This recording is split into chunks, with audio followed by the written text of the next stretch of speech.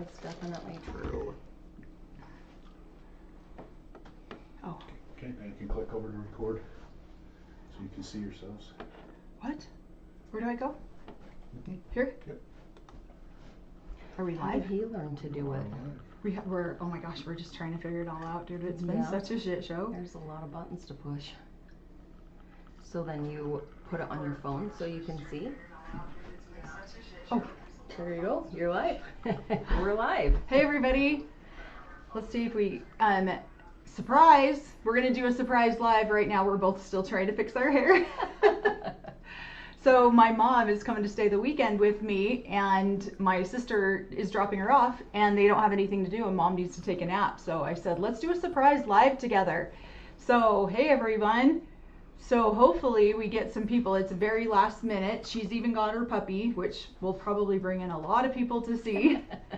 So we just figured we would go live and then just chat for a minute, answer any questions that you guys might have.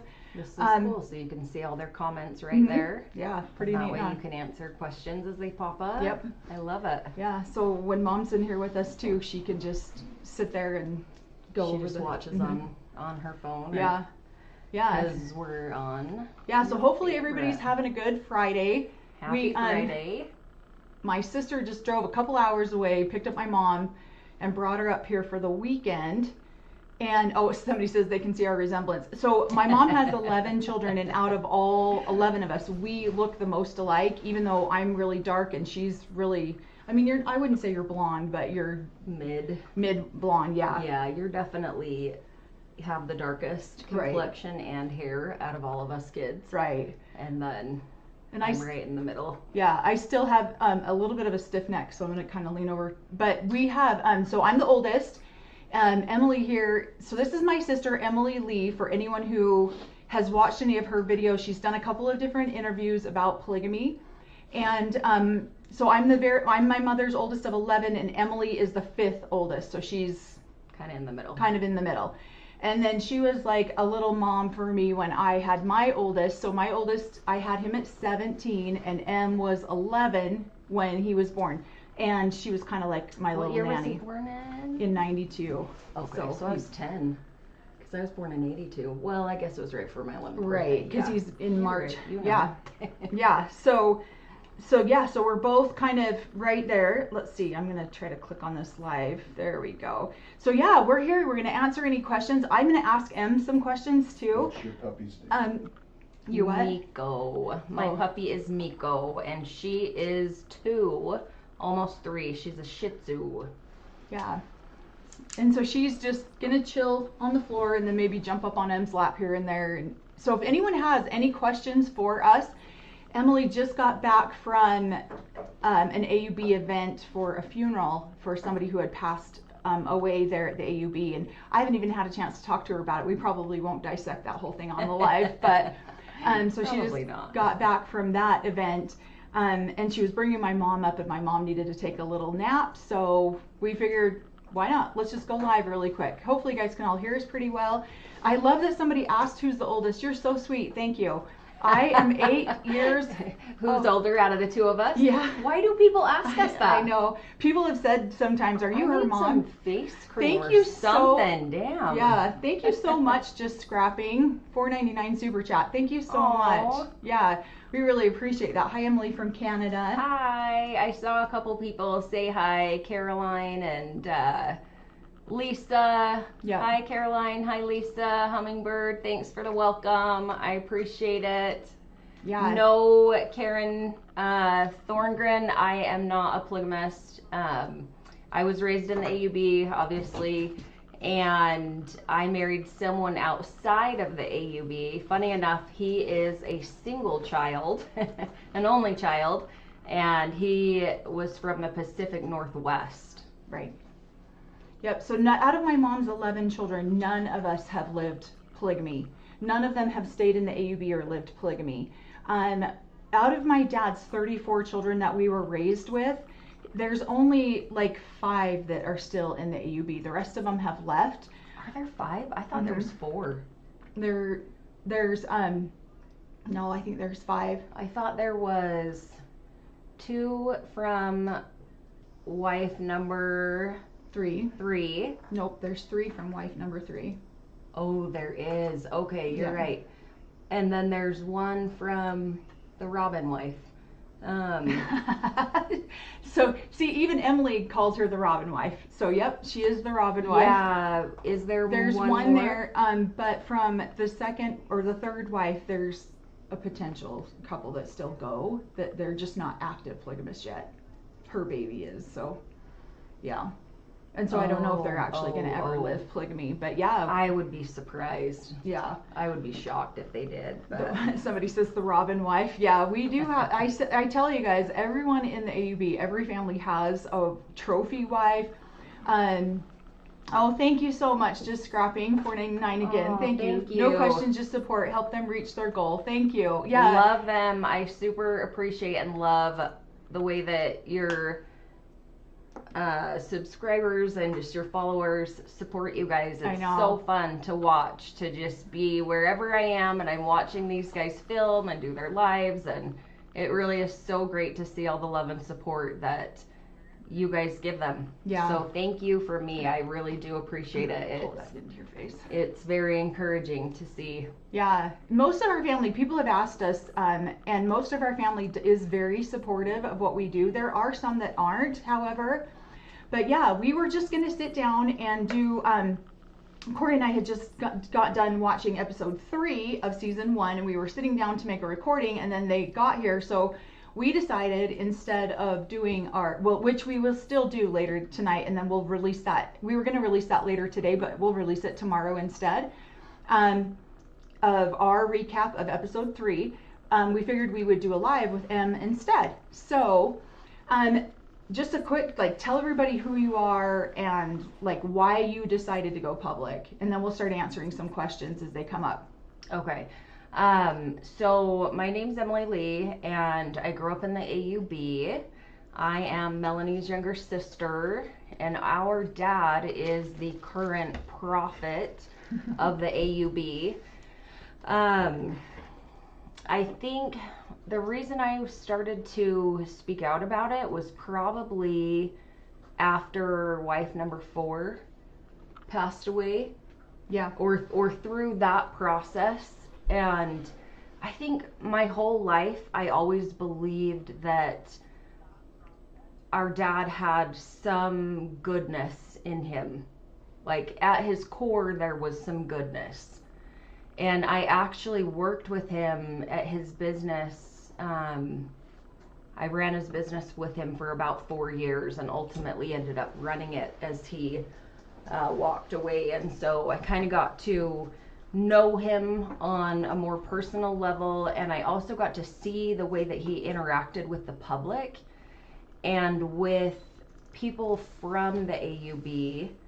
And then his 4th wife passed away, or during the process of her passing away, and the way that he handled that and the way that he handled his business really opened my eyes to,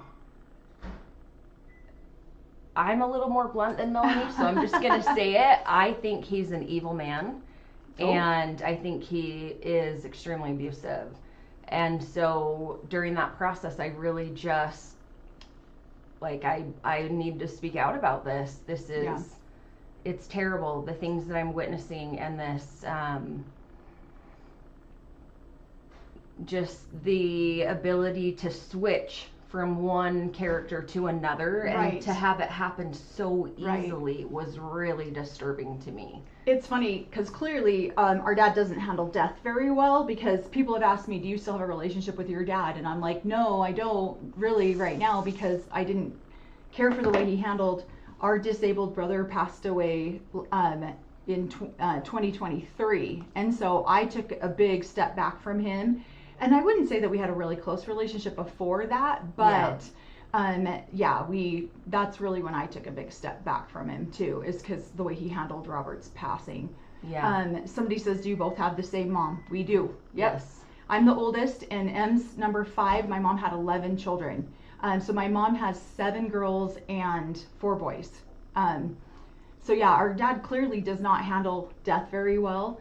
But yeah, I think some of some of our true colors really start to come out when you're dealing with life and death. Yeah. And I think that's really Those really hard. Somebody says Corey's getting coffee for you guys, and then Corey puts in the comments, what kind of coffee? Anything else, ladies? You guys want anything besides coffee? So Kim Dodd just asked, Emily, did your husband have some serious culture shock being an only child coming into your family? Yes, he definitely did have a lot of culture shock. So we actually got divorced about, 18, 19 months ago? Yeah. And it was a big difference.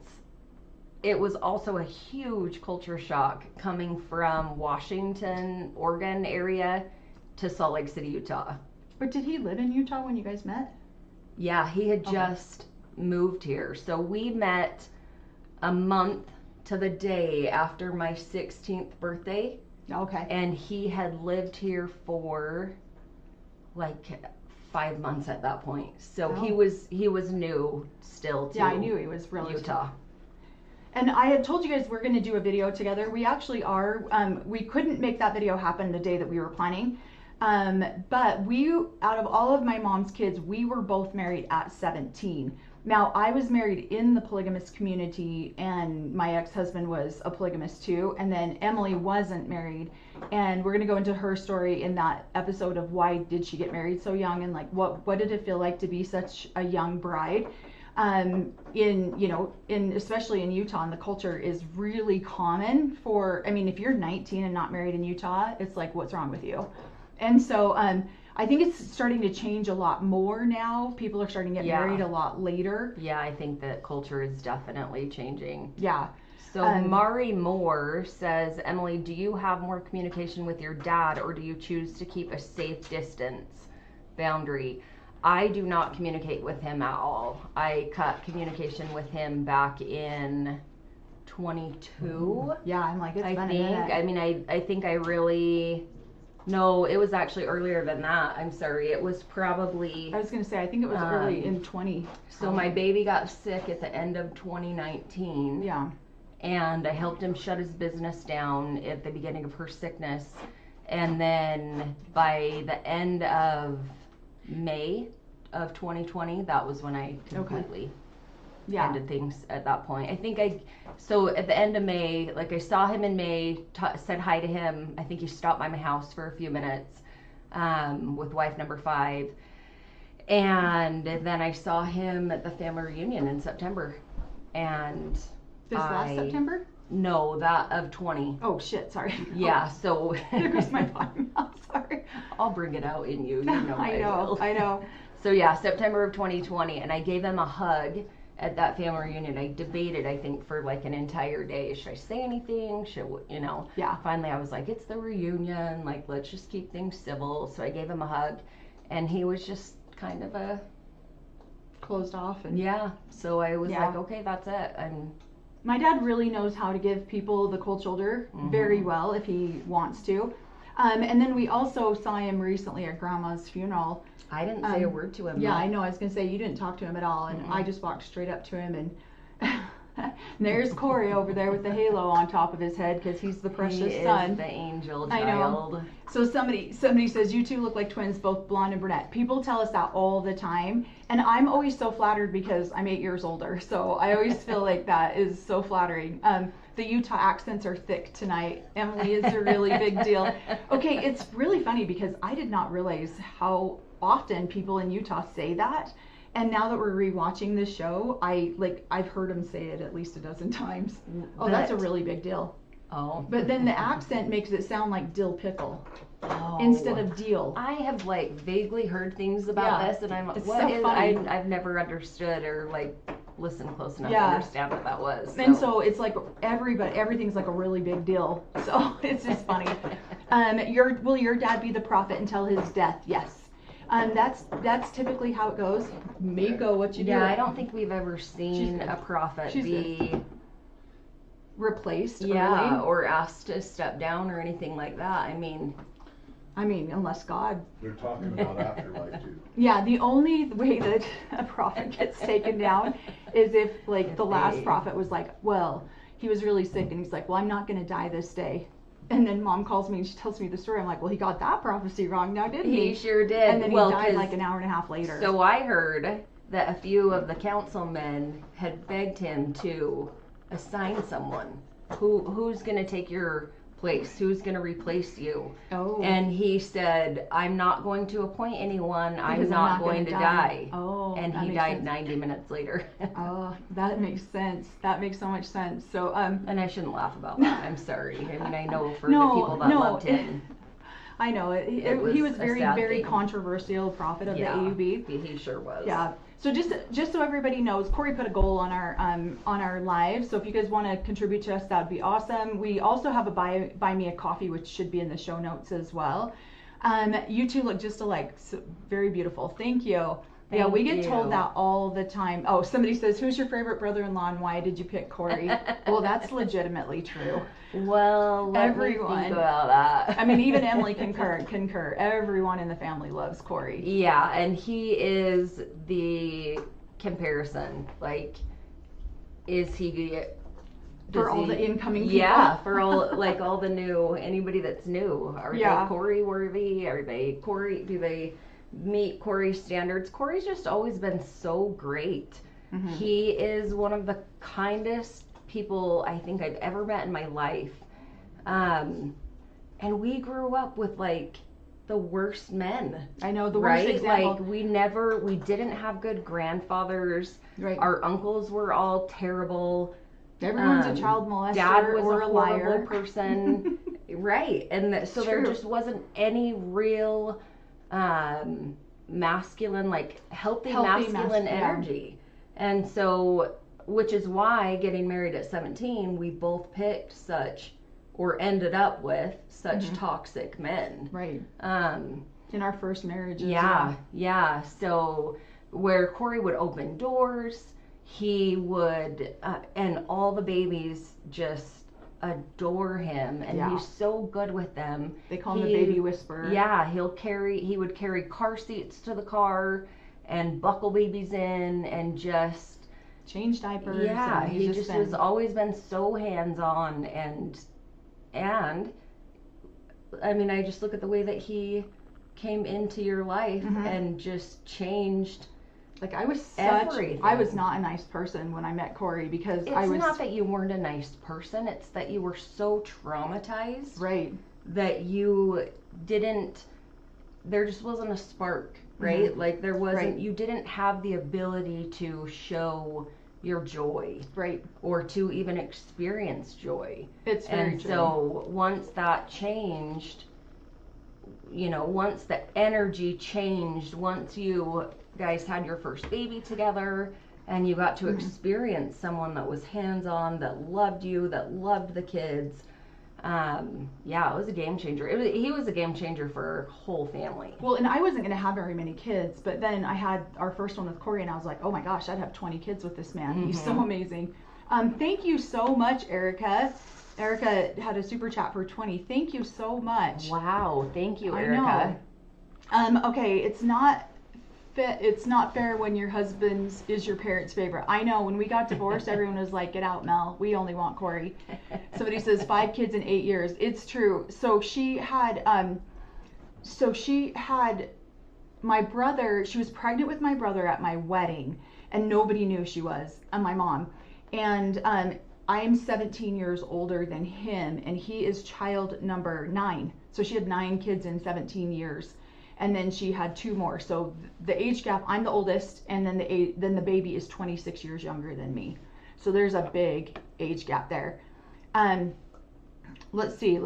How old was I at your wedding? Oh, so I'm 8 years younger than you. Yeah, and I was 17, so you were. So I was 9. 9, yeah. Wow. Barely had turned 9 because then I got married like 3 weeks later. Your birthday's right before mine. Gosh, that's right. That's right. Corey, I know everyone's like, is Corey's head blowing up? And he walks in here holding up his head. I can't hold up my head anymore. You guys are. Everyone's being too nice. It's all thanks them. Let's see. Every time people think I'm from the South, born and raised in Utah, never noticed we had an accent from Utah. Yeah, I don't notice our Utah accent as much either. I don't either. I didn't know that it was a thing. Yeah. Until recently. No, you see it a lot. And I try to be really cautious of it when we're talking, but it slips out. I mean, it's just, especially like if I'm getting riled up talking about something, then it'll just slip out, and then there's my Aw, dang. gosh darn it. Gosh darn it, you. Yeah, we've been making fun of the swear words in Sister Wives. So, Let's giggle a bit. Cody Brown, the next prophet. Carrie, that's a good one. yeah, no, that won't Scary. happen. He's scary enough to be the next Well, prophet. that's true, and corrupt enough to probably be the next prophet. Exactly. He could pull that off for Yeah. sure. So somebody says, did your dad have a large home?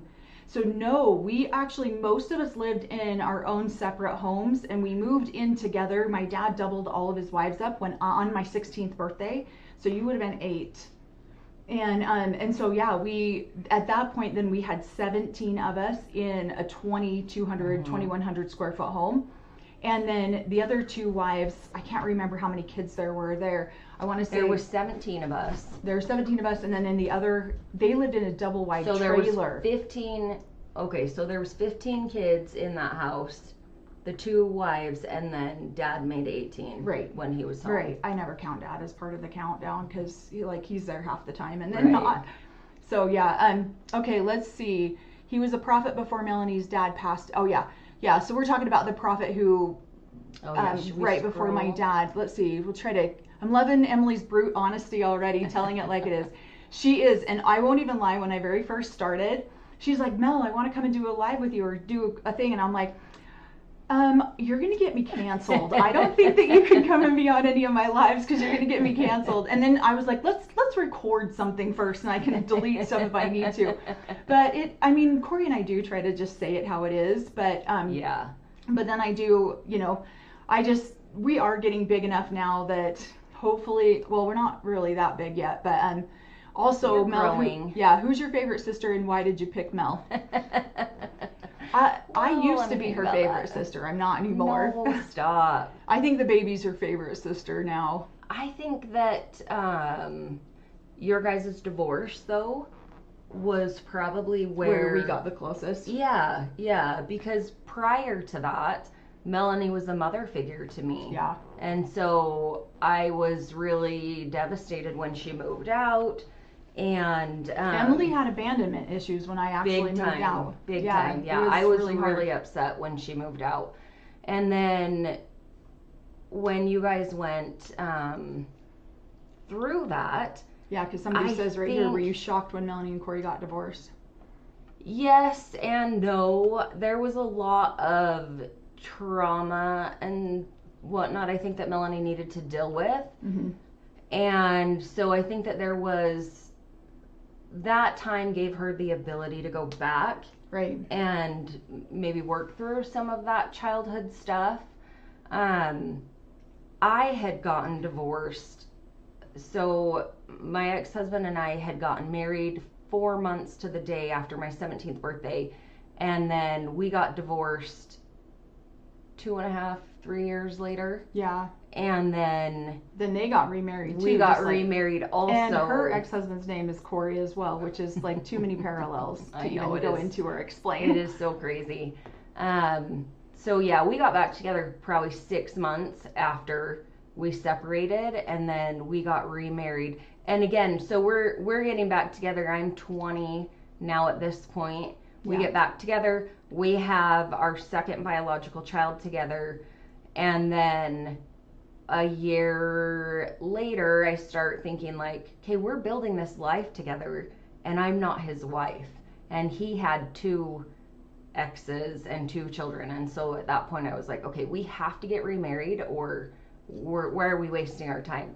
But again, I'm still so young. I haven't Well, really he's- worked through much of my trauma. And he's a lot older than you too, right? How much older is he than you? I wouldn't say a lot, but yeah, he thought he was. He He parented was her? 6 years older Oh, than okay. I was. And my yeah, ex he was 8 parented. years He older. tried to parent the shit out of me. Well, and somebody says So- how it's hard to pick a good man when you girls were still children. When Yeah, you had- right, yeah. right. We were child brides, and we didn't have anyone that was Yeah. modeling any type of good behavior. Any At type of all. healthy marriage or relationship or Mhm. healthy masculine energy anyway. Exactly. Mm-hmm. So that really Yeah. was a hard time. Yeah. But And then when Corey and I got divorced, it's funny because, well, somebody had asked on here earlier too, are you guys religious in any way? And I would say out of all of my mom's children, Emily is probably the most religious out of everyone. And so when Corey and I got divorced, she was the last person that I wanted to know about it, because I'm like, she's going to judge me so harshly. She's going to be such a jerk to me about this. And then she ended up being like the most confidant that I had through the whole thing. yeah. Yeah. I was like, oh my gosh, because you had, well, I think it too, a lot of it comes from your like Christ-like, you try to be as Christ-like as you can.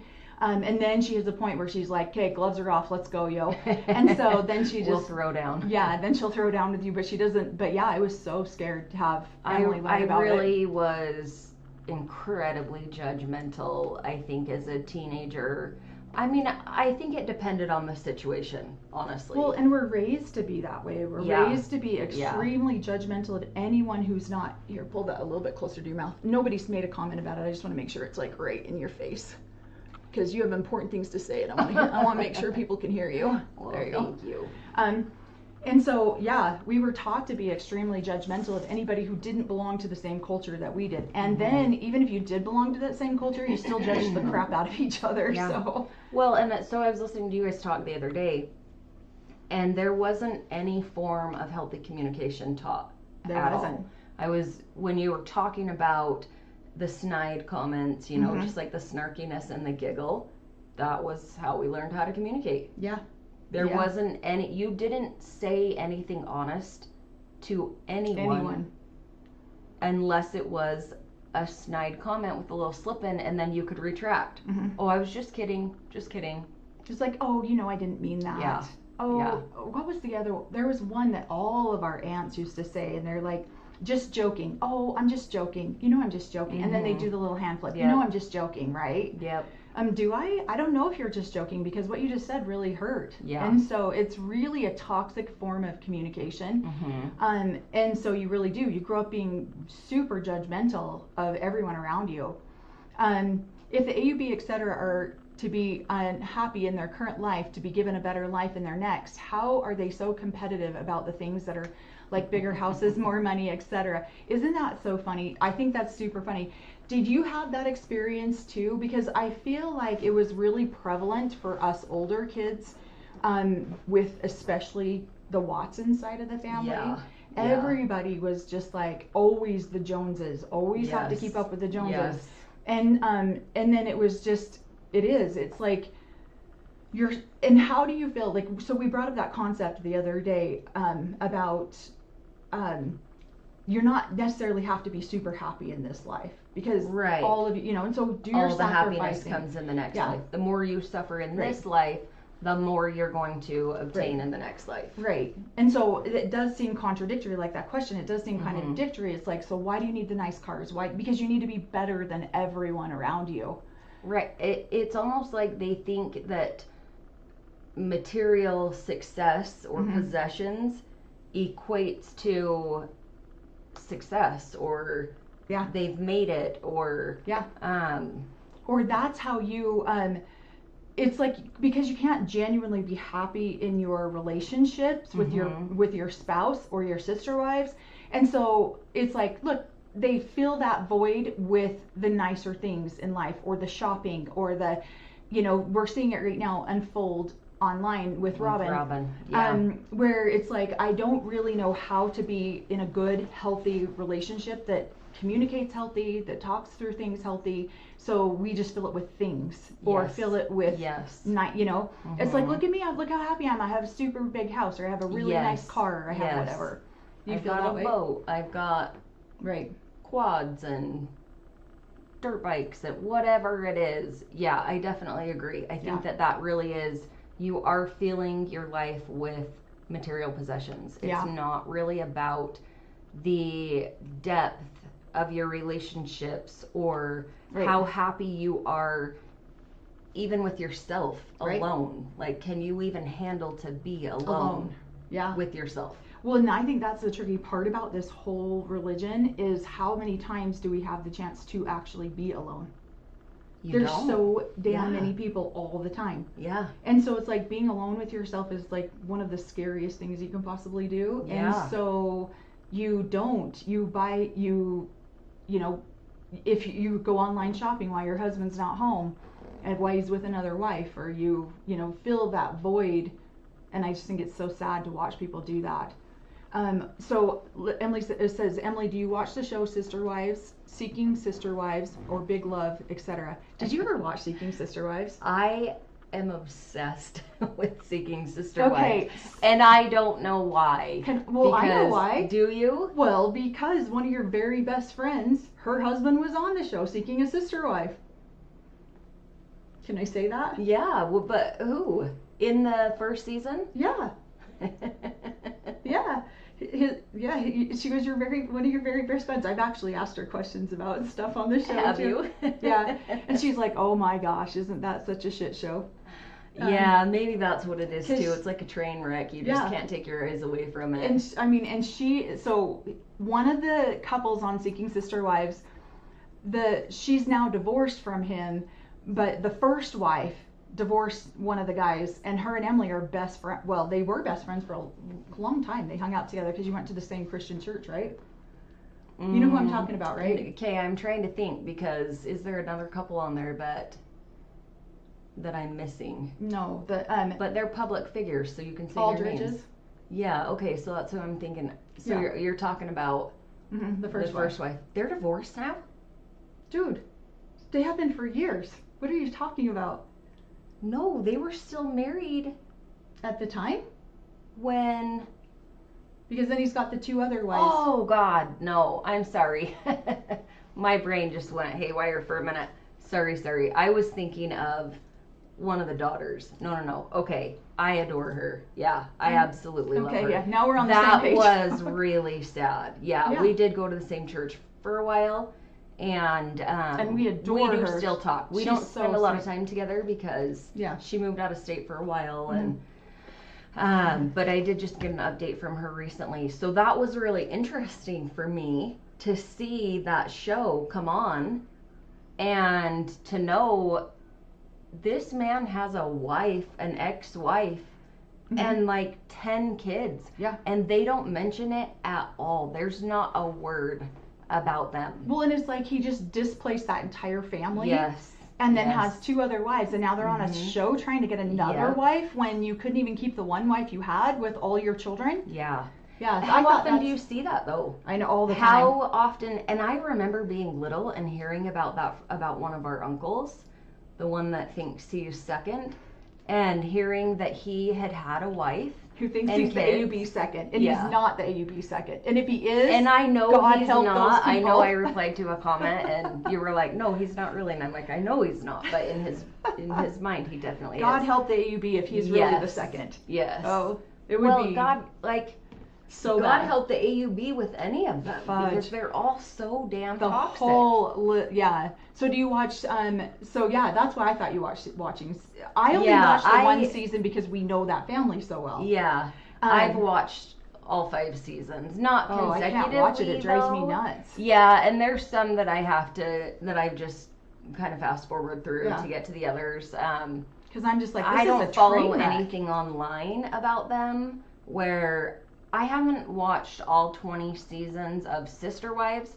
I've watched multiple seasons of Sister Wives, but dude, my life was a train I wreck. know. So I know. I was, just squeezing that in when I could. Yeah. So honestly, we well, and it's funny because they were at my grandma's funeral because they're one of the wives is a granddaughter. So yeah, that was a little bit funny when I saw them there. So we know them. Yeah, we know them fairly well. But watching Sister Wives, like I've said before, a lot of the people we know don't watch it because Yeah. it just didn't portray the real Right. life of what we actually went through. Yeah. And so we just didn't watch It it. was so fake. It was Yeah. definitely, this is for the camera. It was camera ready Somebody life. says, I always thought Christine was a queen of snide remarks, and then she always followed it with her drawn out sorry. Yeah, that does happen a lot, honestly.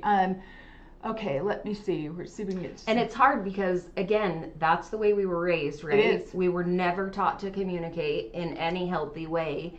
And yet, when it's happening, you're like, why would you do that? I know. But it was the way that we were all taught to I know. communicate.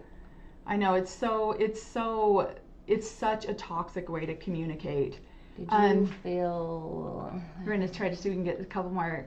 I missed the beginning, so if you already answered this, sorry. Emily, did you feel that your interview with the other YouTubers represented you well? I feel like there's always an agenda. You don't have to answer that if you don't want to, but if you want to. Yeah, and I won't really go into a lot of detail on that as much as I will to say that I think that interview served my purpose. For where you were in your life right then. Yeah, and also for wanting to get this out in the public, right? Like, nobody knew who the AUB was. Right. It wasn't really talked about up till then. FLDS was highly covered, way more than so AUB much was. of that, and then you see the Kingston stuff online, and a little bit of the LeBarons and whatnot. I will just say that there was an agenda on both sides, and yeah.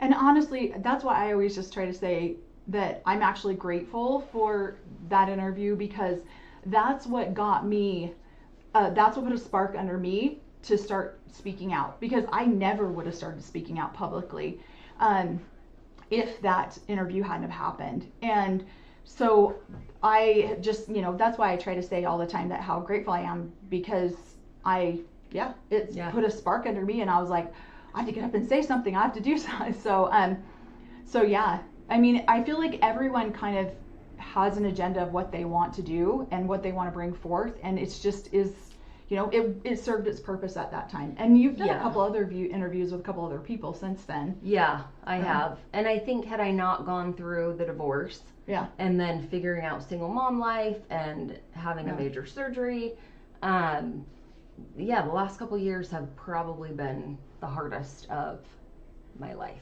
Yeah, especially but you're with my baby like a trooper. sick. Look at you, little sister. You're doing so good. I appreciate that. It's really the support of there's no way I could do it without my tribe, right? There's so many people that have supported me, and how many times have you had my girls and I over here for dinner? Right. And just not as often as I want to. Nobody wants to come out to my house because they get stuck here and they never want to leave. Well, but the door is always open. Right. And so I think, and for that first year, I mean, I'd come over and I would sleep. My girls would play. It's very true. She'd come over and sleep in the guest room, and then and the girls would sit in the hot tub or play or do something like that. Yeah. Oh, it's been. I mean, when you go through something this traumatic, there's just a huge, deep level of healing that you have to go through afterwards. I think you're still kind of in the process of it too. Definitely. But I really am still in the process. I feel like you're not deep in the middle of it anymore. Yeah, I'm kind of on my way out the other side. Right. So, well, and you guys were together for a long time, and so 24 years. Yeah, that's a long time. Yeah, we got married when I was 17, and then divorced right after my 41st birthday. Yeah, that's funny because that's how old I was with Corey too. Oh, really? Yeah, I was 41, 42, and then I was 42, I think, and then we got remarried when I was 44. And what's really cool is through the process, you guys really learned how to communicate. Yeah. There was so much that got healed during that. And I feel like through my divorce, I have learned how to communicate, and there's so much that has gotten healed that, I don't know, something with that. I know. Well, it forces us to be alone, and it forces us to like look at the demons that we have going on, you know. Let's see. Somebody says, I was late. I will need to rewatch the 20 minutes. Melanie always has the tea. Oh gosh. I don't mean to. Let's see. Seeking Sister Wives is wild. Thoughts on the Wind Bears. I believe they are part of the AUB. So I don't believe that they're not part of the AUB. You turn that light on. I'm not familiar with them. They're not. So his second wife. Think about who they are. I'm terrible with names. Honestly. She was at our sister Liz's funeral. So she is related in that realm of the family. Capacity. Yeah, so Okay. they're not really part of the AUB. They would be more considered independents. Oh, they're like the little kids. I think of them I as know, so because little they seem so young. from Yeah. southern Utah. Right. That's right. Okay, I do remember seeing her there and thinking Yeah. like, oh my God, you were on Seeking Sister Wives. And yeah, I had no idea who she was. Yeah, I don't know we don't them know them at all. And that's what's funny, because people have a hard time believing like that people don't know each other in the AUB. But if you really stop and think about it, we have people in Montana, Utah, southern Utah, Mexico. Like I they're think just even Canada. Mhm. So there's 10,000 members from Canada to Mexico. The AUB is actually the largest polygamist cult in the United States. AUB is. The AUB is. I did not know that. I thought Yeah, that there's FLDS not were. a bigger. No, the FLDS fractured so much. Right now, there's not a That's crazy. current number on the FLDS. Prior to Warren Jeffs being arrested, there was about 7,500 FLDS. Oh, see, Emily So- knows way more tea than I do, because ever since she did her first interview, she gets all the goods on all the people. Well, but prior to that, I had you been worked at working a little Mom's bit store. with Holding Out Help. Okay, yeah, And anybody that has supported Holding Out Help, thank you all so much. yeah. Really, truly, I would not be where I am today without Holding Out Help. Holding Out Help they are amazing. The therapy alone that I have received from Holding Out Help in the last 18 months, I have supported Holding Out Help for, I want to say 15 years, but I don't think that they've been there that long, 12, 13 years. And so I know the founder of Holding Out Help. We're friends. Yeah, she's And, amazing. Tanya. Yeah, Tanya Toole. She is phenomenal. You just, she's Corey level good, right? Corey. She is amazing. She And really is. it was kind of at that point, she was like, Emily, you qualify for all of these services. That's Come awesome. in here. And yeah, I love it. Well, and then the first girl that they helped, She came out of the AUB. and I knew her growing up. I know. I remember her being Yeah. at her house. Yeah, and so Emily took me to a fundraiser for Holding Out Help. Emily's one And of I Emily's didn't good know friends. who she was until that night. What? I She- did not. I had heard the story. I didn't That know was that. like the night that she came out as to. Oh, really? Yes. Oh, so Emily's always involved. Like, she goes to a bunch of different non-denominational, well, not a bunch, but a couple different non-denominational churches, and she's got some of the most amazing friends that are so Christian. And so one of them took me and sponsored me to go to Holding Out Help for this, because I just started my podcast and stuff. And so we went there, and then this girl who was the original person that they helped get out of the AUB comes right up to me and was just like, Melanie, oh my gosh, do you remember me? And I'm like, of course I do. How are you doing? And so I had no idea that she had left Are the you AUB. kidding I know. me? Yeah, I was just going to acknowledge that. Wow. Yeah. So thank you so Thank much, you. Just Scraping. You have been Wow, such a huge Just support. Scrapping. I always say So I scraping. want to it's know. scrapping. Okay, so Just Scrapping. Are you a scrapbooker? Where did the Just Scrapping name come from? I am curious whenever I see you pop up in the comments, because I follow all of Melanie and Corey's stuff, and I read through their notes. So through the comments, and Yeah. if I'm not too crazy busy, I'll try to sometimes answer questions and stuff. Just because I am super nosy and I like to insert myself wherever I can. No, and we always appreciate it when our sisters, because Corey's sisters will get on, my sisters will get on, and they'll answer some questions, because we miss a lot of the questions during the live. Yeah. So thank you guys so much. So Bunny is, thank you for being one of our subscribers. She says, is this Mel's sister? So yep, I am the oldest of my mother's children. There's 11 of us, and then Emily is number 5. So we are from the same mom, same dad. And I was 8 years old when Em was born. So Yep, so Mel mommed me, and then when she had her first baby, I became her little right hand. yeah, And went everywhere and, Yeah. had sleepovers and babysat and just was super, super involved. And then we kind of had a falling out because we didn't know how to communicate. yeah. And then when Melanie and Corey went through their divorce, we had just kind of probably gotten back together maybe within a year prior to that. Probably. I mean, I wouldn't say we were close, but we were like hey, let's Right, we chat. spent time Probably together for a and couple of stuff. years because Yeah. our girls had become friends when they were Right, younger. right. That's right. Our Yeah. two oldest. Yeah. And so, so we definitely, and what's interesting too is, you know, they talk about parentifying children in this religion. Yeah. I was absolutely parentified, and then Emily was the next one. And Okay, so Jay Patel says, Emily, do you feel like you were parentified after your older siblings got married and moved out? Yeah. 100%. Yeah. Yeah, absolutely. And so I would say that I was the most mothering, and then you were the second most mothering. And so it, you know, definitely out of all of us. Do you feel that you still need to deconstruct? It feels like because your dad is the prophet, you gloss over how AUB is dangerous.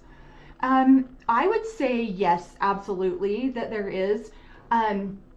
Absolutely, there's. I feel like when you're raised in a cult, it's a lifetime of deconstruction because you're not happen. ever like, Yeah, I'm good. It's all deconstructed. I'm healed. I'm like, Right. you're gonna deal with stuff for the rest of your life. Right. 100%. and the AUB is really, truly Yeah. toxic and dangerous.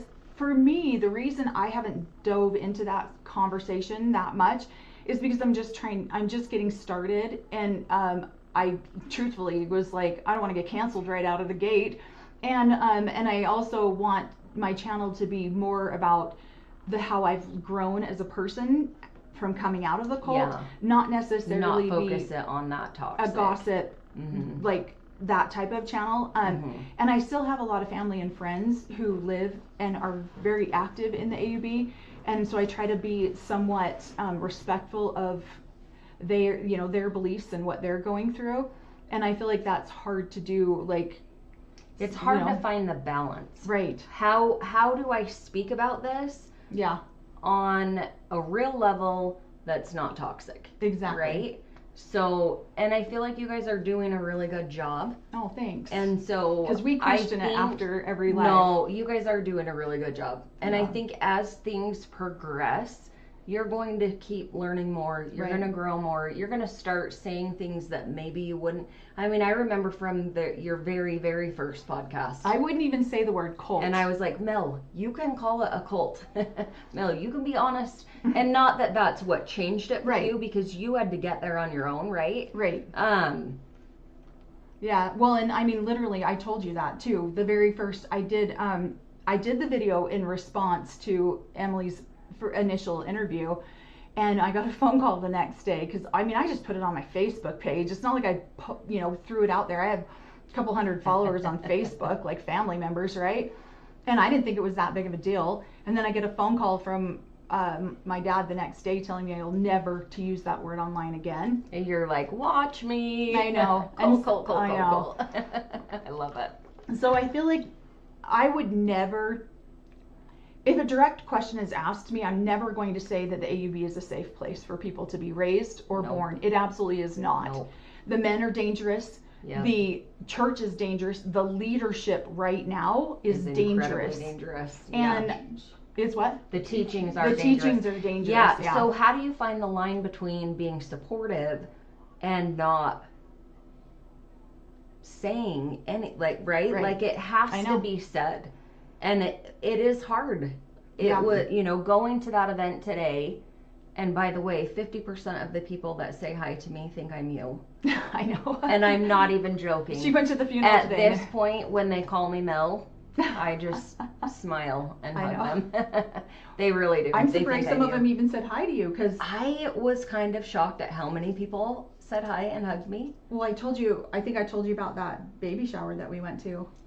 And Yeah. I went up to, I've known this woman since I was 12. Every time I've ever seen her, she's been wonderful to me. Yeah. And then I go up to her and she's just like, so cold. Yeah, and that's kind of hard to deal with, right? Because then I was like, when I finally said to her, you know who I am, right? She said, oh, I know exactly who you are. And I was like, okay. oh shoot. You know what I mean? And I adore anymore. this woman. And I have always loved her. Her and her daughter and I were really good friends growing up. And so, yeah, that was a tough thing to, and I feel like I'm a recovering people pleaser. I feel like I've been a people pleaser a good portion of my life. I say that all the time.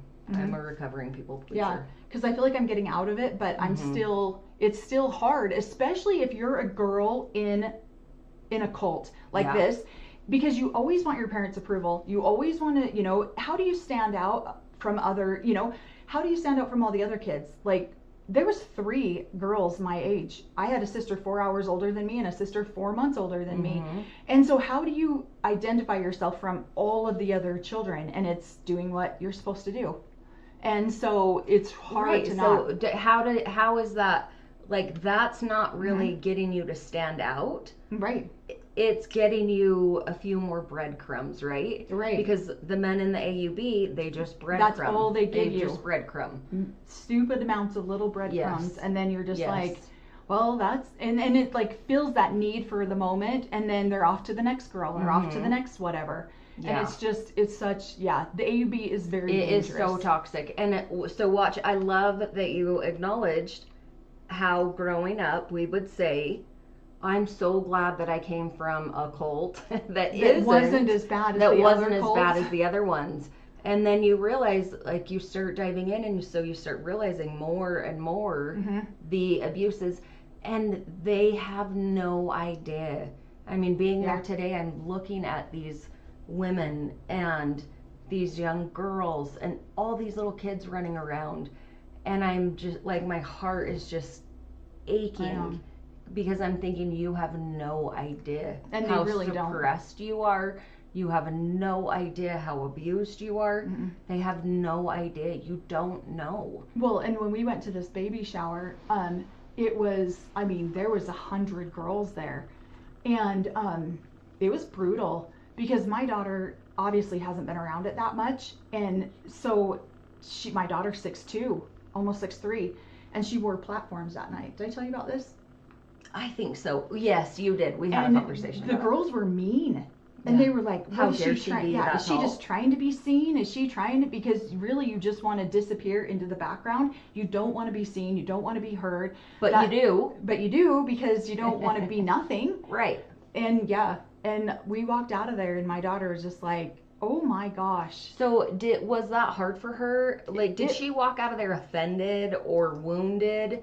Were you guys able to acknowledge what had happened? We did, yeah. She's got such a good sense of self. Yeah. That I feel like but it's still hard to hear. Yeah. But we processed through it on the way home, and she does have a very good sense of self. And so for her, she was just like, wow, I've never been treated like that in my life. And I'm like, oh, sweetie, and I'm looking at her going, that was an hour. I lived that my entire life. Yeah. And so, and in our family, horrible. I would say in our family is one of the worst. Yeah. Would you? I don't know. I think it's super I think it's just standard across the board. That's how it is. Yeah.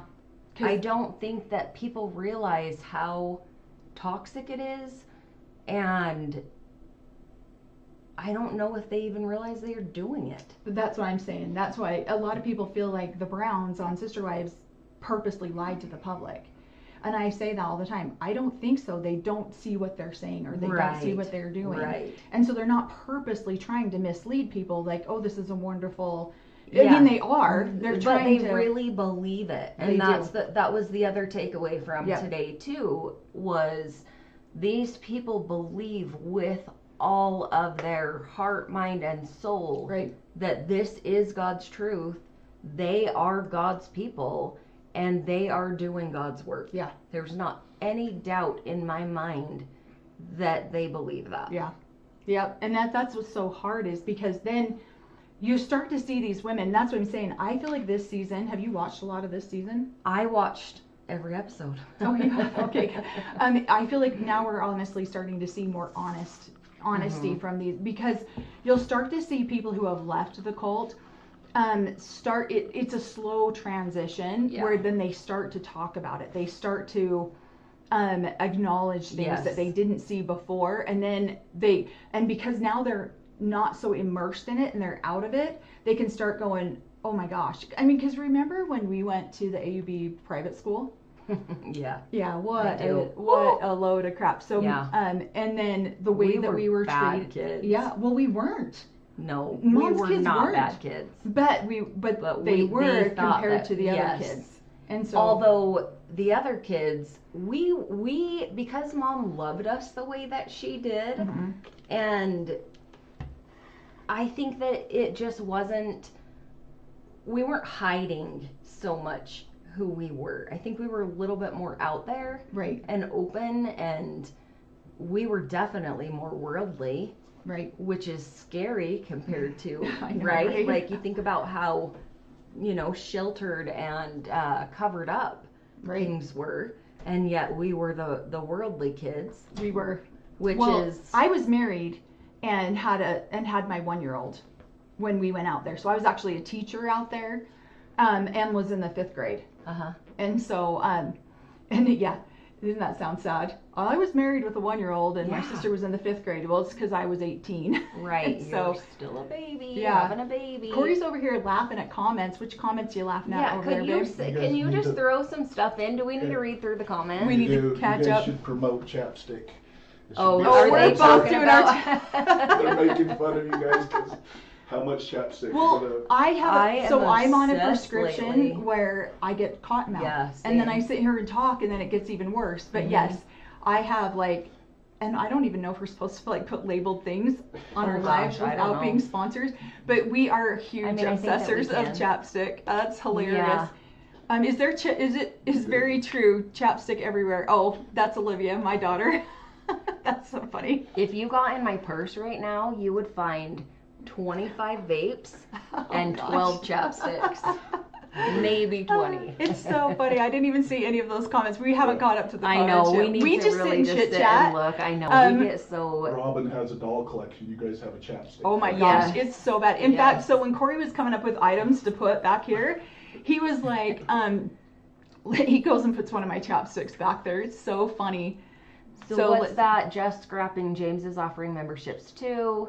Oh, what nice. does that mean? Are you following Yeah, we have. through Yeah, the we have. comments, Yeah, Corey? Corey's doing it. Yeah. Okay, So cool. there's 8 years don't you between just- Emily and I. Point stuff out. Tell us, hey girls, read this comment by... Corey's just This sitting person. literally right Yeah, here, and he's Mom just just over woke there. up from her nap, so Oh, I'm did sure she? Was she's that who just went down the I'm hall? sure she's gonna come in here and Yes, sit and the listen to us.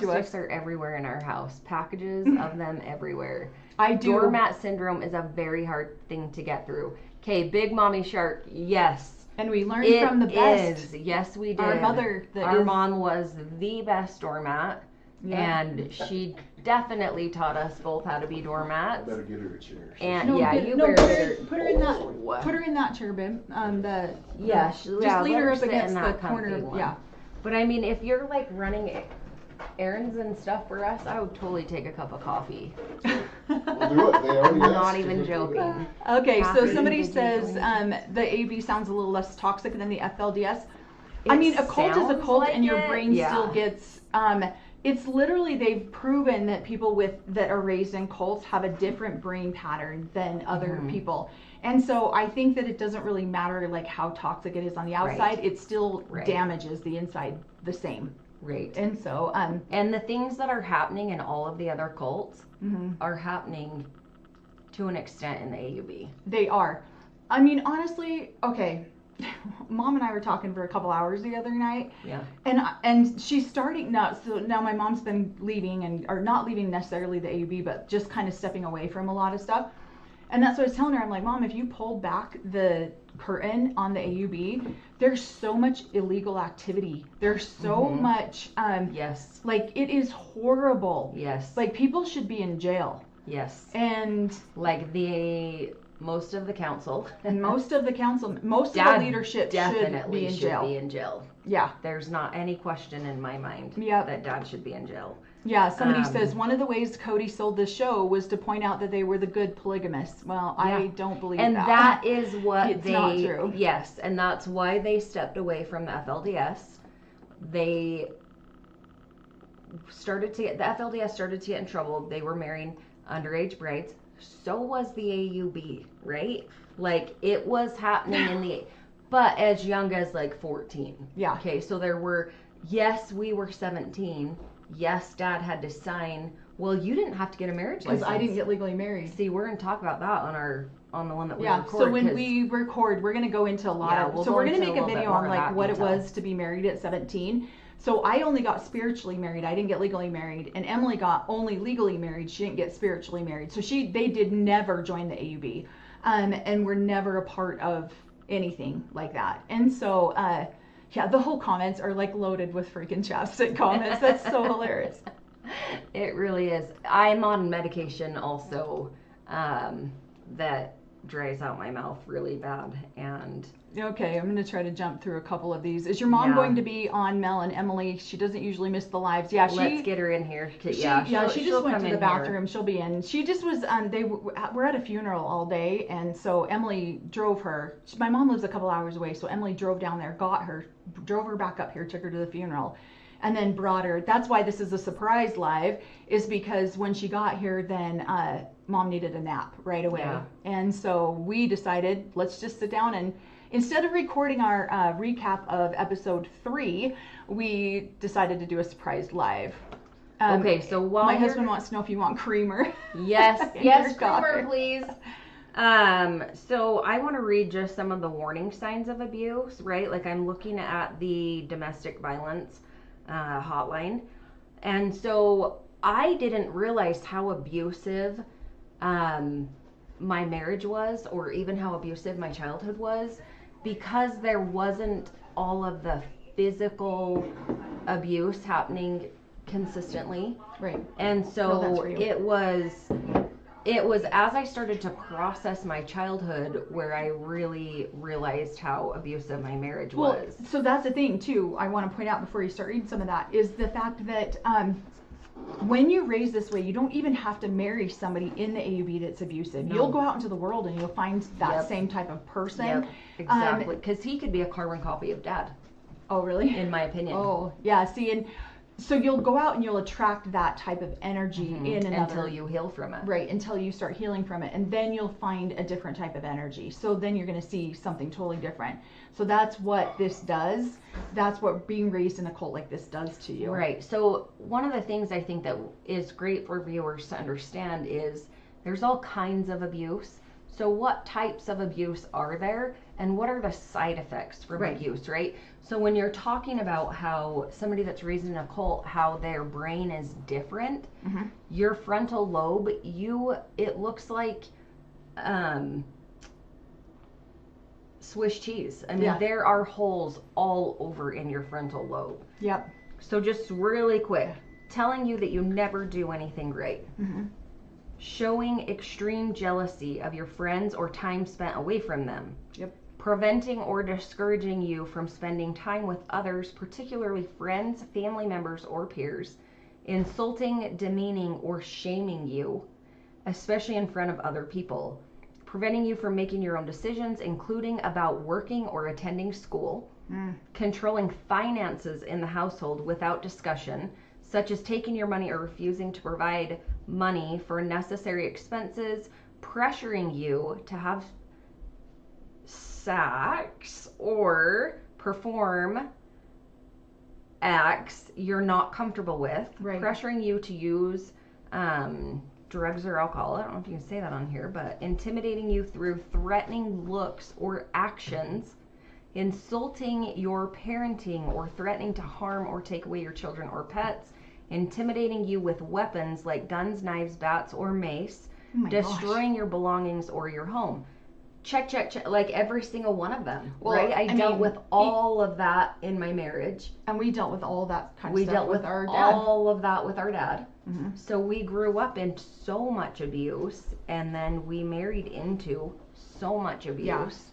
Yeah. And so at some point, right, like what are the side effects? Right. And so that's kind of what you're seeing, I think, with Sister Wives is as this family kind of falls apart, things are going to be exposed. Things that weren't talked about, that maybe they weren't talked about because they didn't want them in the light, and also they didn't know that they needed to be in the light. Right. So those things are going to start to come out. And then you're going to start to see some healing, you know, by certain people that are wanting to do better, know better, Right. be better. Right. But even like some of our family that's come out of it, some of the most abusive relationships, I mean, I see them now and they're on the other side of how healed some of our family, I mean, some of our aunts that I'm thinking of one aunt in particular. Yeah. And The youngest. Mhm. Yeah. and how well Yeah. she's done with her children and her life now that she's Yeah. and now that she's out of that, but it took her, I mean, It took her a long time to get there. out. Yeah. Yeah. Yeah. Just scrapping. Thank you so much. Another $4.99. It says, I would have missed it, but when is the next Sister Wives recap from season 1, episode 3 and 4? Love that you guys are doing the rewatch. So we're about to sit down and film that. We're only going to do episode 3 because there's so much in there that I have 2 pages of notes on it. So we are going to sit down and do that, and that'll come out tomorrow. So we'll make sure we're going to try to put out at least 2 recaps a week, if not 3 recaps a week, and then hopefully we'll get at least one of our personal stories too, but we'll do 2 or 3 recaps and then one of our personal story. And then if like things like this happen, we'll do surprise lives. Yeah. I asked Mom how long she was staying, and she was saying Monday or Tuesday, and so I was like, Mom, you want to go live with me on Monday? You don't have to be on the camera. She can just sit off to the side. sit off to the side. You don't have to put her on there. Yeah. I think it'd be awesome. If she wants to come sit in here, she totally should. Okay, I want to answer this question. Mary S1977. I usually just read the first name. Oh, okay. Is your father changing anything in the AUB, being the current prophet? Yes, yes, yes, yes, yes. And the scary thing about that, and I'm just going to put it out there. Just do it. He is changing things in the way that Warren Jeffs changed things when he took over the FLDS. Do you think? 100%. Why? He's taking away Oh gosh, this is social new media. for me. So No, he's not. Yes, he is. He has been. He is closing. He's really shutting down their society. You can't go to. You used to be able to just show up to a dance. Right. You cannot get into any function without a temple recommend. Wow. They have an entire list. I'll send it to you of the I saw some of approved it. clothes that women can wear. I know. I saw that. And girls, and they're teaching these young girls, Mm-hmm. right? Like you're talking about when you were young and you were in girls' class, Relief Society, and then being paraded around and Right. whatnot, right? So all of that is still happening, Okay. and there's so much that's changing. It's, in my opinion, it's scary. I think it's very Yeah, I scary. saw the list of the I think it's clothing. headed in that exact direction. And the next event that I went to at an AUB, I purposely wore every single thing on that list. You would. I did. I love it. Your 100% wife did. is such a rebel. I love it. I was like, Thanks excuse for me, you don't charging get the way. You don't get to tell me what to do. And the next event that I went to, I legitimately wore every single thing on that list.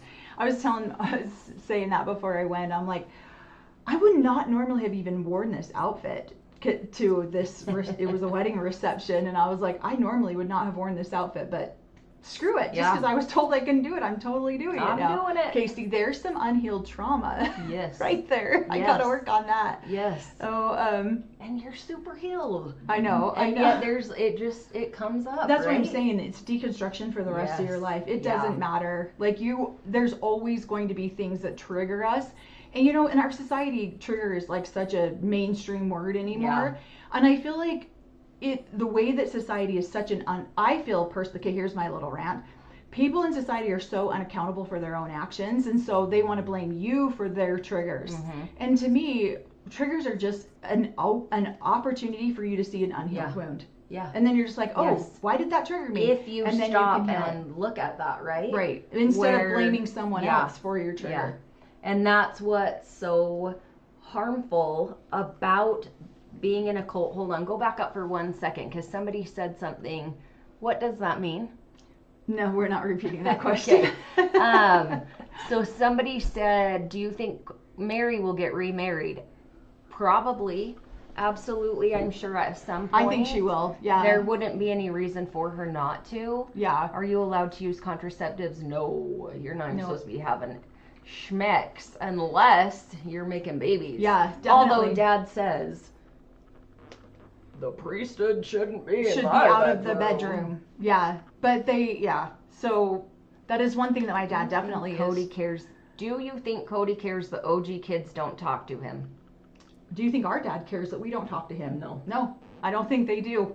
I Any 100% part don't of think them? they do. No, not at all. Oh, Not unless they respect his authority. yeah. Corey says not unless they respect his authority. If you don't Exactly. respect the authority, then there's no And point. that, yeah, there's no point in having and a relationship. Cody's saying it on national TV, right? Yep. Unless I'm here. I'll hold out my hand. They have to accept his authority Right. and Robin. Right. Can you tell us about soaking? Oh gosh. First I'm gonna go. We can get not- back to that. That's not an AUB That's not an thing. AUB but thing. More That's Mormon. yeah, that's but more of an let's LDS. go ahead and ignore. Yeah. Thank you The so much, Learning Bunny Channel, Bunny. TLC She is says definitely showing us what not to do. Yes, Carrie, the TLC is showing us what not to do. yes. How big was the age gap between you and your ex-husbands? Were they young, like 17 No. as well? Much older. Mine was Yeah. 20. Mine was 8 years Yours older was than much. me. Well, okay, so I say much, but that's only in 2 years. Yeah. So yours was Yeah. 6 years. So you were So he was 17 and he was 24, 3. 23, and I was 17 and mine was 25. Yeah. So yeah. So yeah, there's some big. And so when we do this podcast together, I think this is like a huge. Like this is really good that we did this live because I think it'll like break us That's what I was kind of into. saying. It's gonna. Yeah. They're gonna throw out some questions and stuff Yeah. that will give us some And then we'll good do things to talk a about. one-on-one together. I have this whole list of questions because what I did. So doesn't Dad have 13 girls? Mhm. My dad has 13 26 girls, boys and there's and 13 7. girls. My mom has 7 of those 13 girls, and I actually texted everybody and said, hey, if you could ask Emily and I anything about getting married at 17, what would you Good ask us? job. And so they sent me a bunch of questions. So I was gonna go over all of those Can you in our kind thing. of explain the I have a soaking? picture of the two of us. I do too. I went and pulled a bunch of Did- pictures for it. Do you know the one I'm talking about? For It's your like wedding? black and white. Yeah, Yeah. I Okay. already have it. That is one of my favorite pictures. I have it just in my house. Yep, I on pulled display. it for because I was going to insert it into the video that we're doing. What were you going to say, Okay, Ben? awesome. Just I what's love the that. difference between soaking in the LDS versus Oh, okay. AUB? Because There isn't soaking in the AUB though, right? exactly, Like because that's it's not a considered thing. crime Yes. in the AUB. Yeah, so in the where AUB LDS is probably Right. Yeah. And so in the AUB, so thank you. Just scrapping says, can you tell us about soaking? So in the AUB, that is absolutely a no-no. Any sort of, quite often you'll see the first wife and the first husband will do more hanky-panky than anyone else. But this is 100% why I was convinced Cody and Robin did not do anything before they got married, because you just do not do this kind of stuff, or you lose your family. And so, but if you talk about it. and now I doubt it. I'm really questioning that. Yeah, I would be shocked. I'd never seen their engagement pictures either. And then I You had went to and Google pulled them? that and I was like, Mhm. I would be pissed. I would be Like, fuming I'm sorry. mad if somebody did that They with my get- husband before they were married. Yeah. How- Wow. Christine had every right Right. to be so angry. Well, and even on this episode, just barely, that we just watched, episode 3. Okay, you're gonna get a little snippet. Episode 3, she's already talking over Cody, like she's the polygamist expert. Yeah. I'm like, what are you talking The about? Cody whisperer. Yeah, The expert on polygamy. and Cody She's starts the talking youngest. about it, and she's just like talks over the top of him, like, well, we're just not gonna do that. That's inappropriate. Duh. Whoa. Okay. Yeah, that's why I have two pages of notes. That's why we're gonna do just episode 3, because I was like, because in I'm the little sorry snippets. that I sideswiped your time Oh to no, record, we'll get it. but I We'll know do you it. guys will No, get it in we'll there. get it done. This is what great about having a home studio. We'll do it whenever. Mhm. But I was so stunned. Hi, mom. Here's a mama. There's my mom. She's Hi, now Mama. she's gonna throw her 2 cents in here every so Yeah, often. we love her 2 People were cents. worried that you were not feeling good because they're like, "Where's Mel's mom? She's always on the live." So but yeah, so in the AUB, you do not do that kind of stuff at all. If you do that, and just ask Corey what happened. Did you get excommunicated? Is that why you got You were soaking? No, he got excommunicated for adultery. I know. I And was never- teasing. She was never married and he was never married. yeah, but soaking. But they had to get piddly stuff. I went all the way. Do But- people do this in the in the FL or in the AUB? I don't think they bother with soaking. Mm-mm. I think No, they just why? do whatever if Yeah. they're gonna do that, they're just gonna do the whole shebang. They're not even gonna bother with just soaking. That's how Mormons justify their naughty behavior before they go through the temple. Not how AUB does it. AUB Yeah. members are just 'Cause like, they've screw it, gotta we're go doing on it. missions. Yeah. They have bishops. The kids talk to their bishops. You're supposed to tell your bishop everything. Right. Look how toxic and gross that is. Well, I told you why Super inappropriate. I left the Mormon church. Did I tell you that? Did that have to do with the older Yeah. ones dating? Yeah, and the Yeah. bishop pulled her into a meeting all by herself with Oh, no one I would else. be I didn't even know this so meeting was happening, and angry. asked her about her personal Yeah. pleasure So activities when she was had 16. probably. Yeah. Okay. So. And I actually liked that bishop too. That's what made me so mad about it. Is I actually it's really so liked it. sick. Who thinks That a grown man in a locked Yes, room with a with a- 16-year-old girl, right? that's appropriate? Yeah. It's so Pissed me off disgusting. so bad. It is so sickening. But Yeah, thank you so much, Tea Party, with a $4.99 super chat. Thank you so yeah, much. thank you so much. I'm gonna have to go buy Emily dinner with all of this, all the super chats. Thank you. You feed us so. I come over here and she spoils us. So does Corey. They know my kids' favorite candy. We do. Right? So, like, we'll have a family party, get together, whatever. And they just bust out for my adult kids and my little kids. So, it's great. I have 5 daughters. And I have 3 adult daughters. And then I have 2 elementary age girls. And so, and if you ask any one of my 5 kids, where's your favorite place to go in the family, they will all say Aunt Mel and Uncle Corey's. Aw, Aunt Mel and that's Uncle, they nice. love it. Like, you guys are the core staple of their childhood. Yeah, they love it. Well, they'll just mention something, and then I try to take a mental note, and then I try to make sure that I love cinnamon Well, bears. I felt so bad because one says, I love cinnamon. I love that Aunt Mel always has cinnamon Santas or cinnamon bears. And so then I'm like, oh, she loves that. So then every time they come over, I get cinnamon bears. And then the second one goes, I have candy I like too. And I'm like, oh, shoot, what do you like? Don't like those? What do you like? She likes gummy worms. I literally have a 5-pound bag of freaking I gummy worms love in it. there because she was coming over for Christmas. So great. Okay, So let's cute. see. What do you think about Robin's core? Wow, Emily brings the tea. I know. I don't know what tea I said. I really don't want to get you guys into any trouble. No, you're fine. We'll go through it. Mel doesn't know Robin is shy. Yeah, the hell Robin is shy. Yeah, somebody says she sharpened his pencil. Did you hear that comment that Cody said? His boys can't follow the COVID rule because they're out getting their pencils wet. Getting their pencils Who wet. talks like that, first of all? What a jackass. Wait, why would you say that about your child? Children on television. Yeah. I know. I was so disgusted I by love it, how too. they spend 18 seasons pretending to care. Yeah. And then he can just throw it all out the window in I one know. season. It makes me sick, It is too. incredible.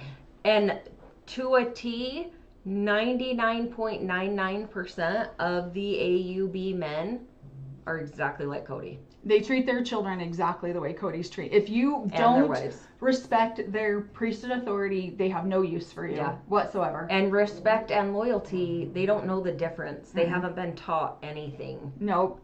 So, let's see. A Jehovah's Witness, you have to bring a second person to bear witness to your grievances when you go to the elders. Good luck getting a second to vouch for you. Yeah, and that's a really sad part about it too, is that these men should never be in these rooms alone with these younger women. No. It's always so. I was always taught they're not even women. right. Sometimes they're 14. Well, That's a little girl. my girl was probably 15, maybe 16 when that happened. I was so did angry. her boyfriend at the time say, did he admit to his bishop or to a bishop? Yeah, so he would talk her into doing whatever they were doing, or Yeah. she, they would do it, and then he'd be like, I need to repent, we need to go tell our bishops. And I was like, the hell you do? I'm like, you're not doing that unless I'm with you. Never mattered though. Is it normal to have your stepdad watch your pocket give birth to a baby like that? Okay, yeah. Like she let her stepdad watch her give birth. Thank you, just scraping for that, or scrapping. Why do I keep saying scraping? Oh my gosh. For the super chat. No. Would you have dad even be in the room while you're having a baby? I had dad when I You had did Aubrey. not. I'm not even joking. You didn't even let me be there. You were there. I absolutely what are you was talking? not. When I had Aubrey? No, I wasn't. Yes, you were. No, I wasn't. I haven't You been to were any of your there. births. Yes, you were. You were there. Maybe you left because I ended up having her in the bathtub. So she had a shoot, really you're right. short cord. Fine, you're right. I Right? do remember So this now. mom I've been to was so many there. births, I His forgot. mom was there. You, the next one, the next one. Okay, under you're me. right. Yeah. So you guys were there, and I think I had I did pushed forget dad was there. for 3 hours up to that point. and then I think Dad probably stopped by, and then he ended up Yeah, coming he wasn't in. there for the whole thing. No, he wasn't No. there. I would not have invited him there. Yeah. Although he came in, I want to say to give me a blessing, and then I was like, okay, don't leave. I think he was up at my head. Yeah, he wasn't I down. mean, I was in the bathtub giving birth, but Right, but he wasn't like in a. yeah, no, he wasn't on the money wasn't- shot. Right? No. He was definitely not at the money shot. I think it was just like. Like Corey's At shaking the his head end. in the background, like I can't let these girls talk on a live. So yeah, no, I do remember. What are we just saying things that you think that you don't say when you're on No, live? I think the whole reason that they would have the father or the men in there is To give the those blessings, to give the Yeah. priesthood in blessings. case of Yeah, emergency. in case of, but Yeah. that's fine. Then sit in the living room. Like Yeah. you don't sit right on the money shot with a camera, Is recording that- the whole thing. Did I But- miss that? Was Yeah, Robin's- apparently I haven't I watched don't- that So, episode but yet. her stepdad is like her dad. Yeah, And I want to Her know, priesthood father. he's okay. her priesthood They were sealed. father. Yeah, they were sealed Okay. together.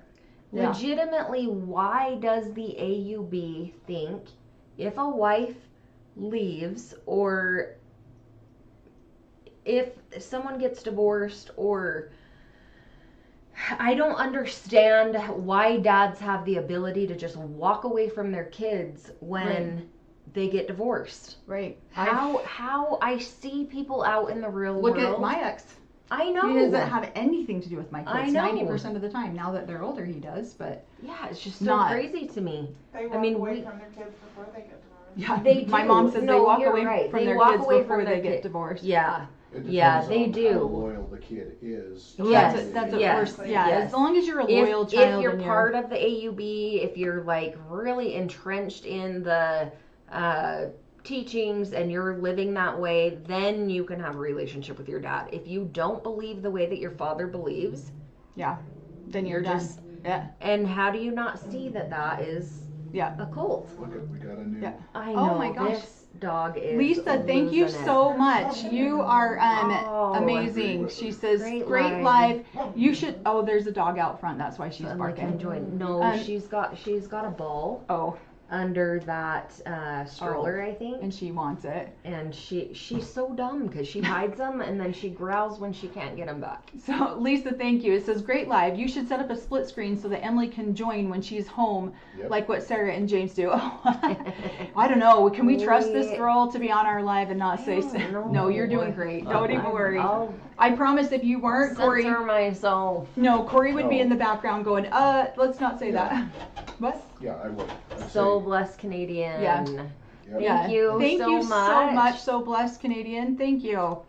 We totally could though. I really need to just start Getting my more life involved. together. No, yeah, you're good. I really need to just like make my own social media presence. But then I love watching your guys' stuff, and I really do think it's so fun being out here with you guys. So I know, we love it. She's gonna hang out for the evening and we're gonna play Hey, my games. ex is on Just wife keep- number 6 and several kids. Yeah, some people Just have the keep saying ability to it, do though. that. Just keep saying allegedly. Allegedly, and my opinion. Oh, yeah. There you go. Somebody says, does the AUB have a position called bishop? If not, what are the levels of leadership called? There Yeah, are. they do. Yeah. So I think that they hold. They now have. They didn't always, right? If I remember correctly, they now have all of the same positions essentially as the LDS Church. Yeah. Am I right? In Yeah, that? they do. Yeah, Corey had a bunch of What? bishops sign. Bishopric. Ooh. Yeah. He's Let's got see. the proof.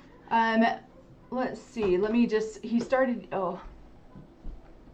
My stepdad used to yell in or out when I was a kid. You are the air conditioning in the neighborhood. So we had my first child. He came to visit my mom, and when I started breastfeed one, my dad yelled in or out. Oh, that's funny. Okay, let's get to another question. Again, what did the OG3 move to Vegas? Because that's where Robin's parents were living. Yeah, I've heard that too. I am sure that played into. Oh, that I'm was- sure that factored. Yeah, that's Allegedly. so blessed, Allegedly. Canadian. Thank you so much. We're the first super that they've given on a live stream. Oh Thank my you. gosh, that's awesome. Thank you Um, so much. Yeah, let's see. I didn't grow up Mormon or AUB, but my dad is so similar. Yeah. unfortunately, a lot of men are that way. Cody didn't have to try to push the older kids out. They wanted to go, but Janelle's boys stayed, and he did not like that. Yeah. No, because they're competition and they have different opinions, which they don't want to deal with that, right? Yeah. Somebody says, Corey's little sister says, You our better brothers, respect my authority. it's our brothers who are banned from being on lives. Yeah. I would agree with that, Katie, because your brothers no, they're are amazing. Well, we were gonna do, because we did that Big Brothers weekend here back in October, You and should so have I was called. gonna try That to would've do been something so with fun. it, but it just like the whole weekend was 6 Carter crazy. brothers and Yeah. We never. How many boys are in your family, Corey? Have you guys figured that out, right? We know, so we know the difference. Well, and between I know girls and we boys in had ours, 34 growing up, and 13 of those were girls, so 19 were Was boys. it 13? Because I count wife number 5, essentially. So they got married right before my ex and I did. A month before I got married, he got married, and I was in high school with her youngest child. But I don't also count those remember, kids. I know you don't count them. So when I usually will say 39. So he had 39 kids, 13 girls and 26 boys, 26 actual biological children.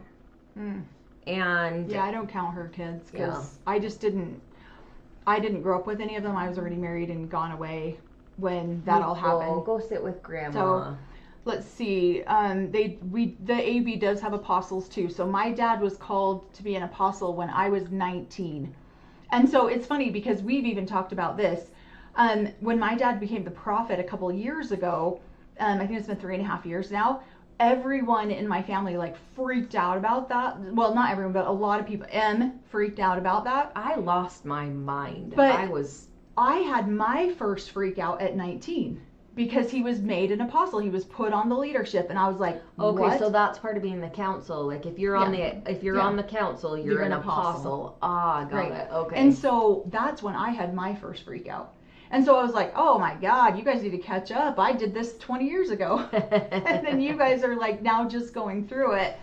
When he was, and it's funny because I was seeing a therapist at the time. And I'm sorry. Em's gonna go get her dog. I was seeing a therapist at the time, and I walked into her and I was like, so my dad was just made the prophet of the AUB, and her comment, she just looked at me and her face dropped and she goes, oh shit. Yeah, that's exactly what I thought too when it happened. So it was hilarious. But just totally trying to keep through. And so that's when M's big faith of, big crisis started coming through. Because when you grow up with this person, you know this person your whole life, you can't imagine being in that position. Let's see, I'm going to see if I can get a couple more questions answered. Bunny says, I can't conceive having 34 siblings. Yeah, there was a lot of us. I am one of the oldest. I'm still my mom's oldest, but I'm one of my dad's oldest too. Let's see. Somebody says, do you all count nephew, nieces, and siblings? Nope, we're just siblings. Would your siblings agree to be coming on the podcast? You ladies are amazing. So we had Corey's birthday a couple weeks ago, and oh gosh, I want to say that we had five girls, 5 of my sisters here, and they all came in to see our studio room, and they all wanted to be a part of everything. And then they're like, we should do a sisters live and have all of us. And I was like, oh gosh, you guys are really trying to get me canceled. I don't know if that's going to be a good idea, because maybe we'll do something where it's a little bit more organized, because you see us just chit-chatting. Can you imagine 13 of us doing that? Yeah, no, that would be crazy town. Let's see, someone's at the door. Yep, someone was at the door, and M's dog went crazy for it. Let's see. Delivery. It's a chapstick delivery, Corey says. Somebody said that in the comments. Oh, they did? Oh, that's funny. Somebody said. Yeah, apparently Emily and I use a lot of chopstick, and so it's been a part of the whole conversation. Let's see. How would these men have time to actually be a dad to all those children? Kids take time. They don't have time, and that's why they don't foster one-on-one relationships with their children. They expect the child to foster a relationship with them. And so that's why you see Cody say, I have my hand out. If my kids want it, it's out. They can come and get it. So these men don't take the personal accountability to create that one-on-one relationship with the children at all, which is really interesting too. And I'll say this again when Emily comes back, because I would say out of all my dad's kids, Emily was the favorite for a long time, my dad's favorite for a long time. And so it's to watch that role completely switch has been like mind-blowing, because wouldn't you say Emily was the favorite for most of my entire life? She's a mommy's girl and she's a daddy's girl for sure. Let's see. Somebody says, you miss getting married together. No, we didn't get married together. Well, she got married in my backyard. We had her big wedding in our backyard. Let's see. What happens when the current prophet passes? How does one become the prophet? Typically, the way it's designed is that one person it's the most senior apostle in line. So the most senior called to the apostleship. They're the next one. But it doesn't always happen that way because, like I've said before, the AUB makes up their own rules. It depends on who you are. Each prophet makes up his own right. rules. I was just saying that it's interesting because they were saying, how does a dad have time to foster those relationships? He doesn't. And it's only with the ones that he... Yeah, they expect you to foster a relationship with them. Exactly. And so I was saying it's funny because I think that you've been dad's favorite your whole life. And so it's interesting to watch this script flip so significantly because now you guys don't even have anything to do with each other. Yeah. And so after you did your first interview, Dad called me all like so hurt and offended, like, my little girl, what is she doing? What is she thinking? I gave him the chance. I gave him the opportunity. I reached out to him, and I still have the message that I sent to him. Like, Dad, what is going on? These are the things that I'm seeing, and if you would be accountable and apologize, your kids would forgive you. Yeah. And you could make things right. Like, we have this amazing family, right? Like, we have some of the coolest people in our family. Right. And yet he has no idea. He doesn't have a real relationship with anyone. Yeah. There's not a single one of us that he has an actual relationship, that he knows any meaning or truth or reality about that child. Yeah. And it's way sad. And honestly, if you're not the one that's willing to nurture it, then you won't have it with him at all. And it's funny because while you were going through... Smith never mentioned anything about being a good dad. No, he probably No, he didn't. So, and what was interesting to me is I've always had a sketchy relationship with my dad. Mm-hmm. I have always had this, it's funny because it was kind of like a love-hate relationship for the longest time where I was just like, this man is pissing me off. And I was very, like, I could say stuff, I've always been I feel like I've always been pretty honest with my mom, but I was more timid to be honest with my dad, so I would just ignore him and I'd just stay away from him. And so I'm going through I need to heal some wounds because I clearly have wounds around masculine energy because when I got divorced. And so I was really struggling trying to heal some of that masculine energy. So I'm trying to foster and heal a relationship with my dad. At the same time, Emily's giving my dad the finger and going. And so we're like polar opposites. And she's calling me up like, what is wrong with you? Why are you trying to have a relationship with him? I'm like, you have never had a relationship with Dad. And now all of a sudden you want to have a relationship. Like, what is your problem? Why are you doing this? We did not get along for a hot minute because of it. Like, are you just like trying to swoop in there and like... Steal your position? No, but it wasn't even that. It was just like... Because now you can get Dad's attention where you could never get it before. Right. Well, I could, but it was not until it was when I left the AUB that he was just like, yeah. And then he just And then he just writes you off. Right. Unless you're having a barbecue and he wants to come over for dinner. Or he wants me to plan a Christmas party. Right, exactly. There's that too. Right. And so we did. And so I think that you kind of mellowed with me after I was like, Emily, I need to heal I need to heal the masculine energy in my life because I just got divorced for the second time. Mm-hmm. And so that was more what I was working on, was just healing some of that so that I could have a good relationship with men in general, not just Corey or not, you know what I mean? I didn't want that to be hanging over my head for the rest of my life, Yeah. because then I have, Yeah. you just brought another chapstick in here. I did, and the reason I brought this chapstick in here is because, boom, we're just gonna promote holding out help, right? Nice. Love holding out help. That's awesome that you have that. I'm like, I look down at your table and I'm like, you literally have another chapstick. That proves that all plig kids have dry lips. Yes. What is it? I don't know. I know. Okay, so there was a comment about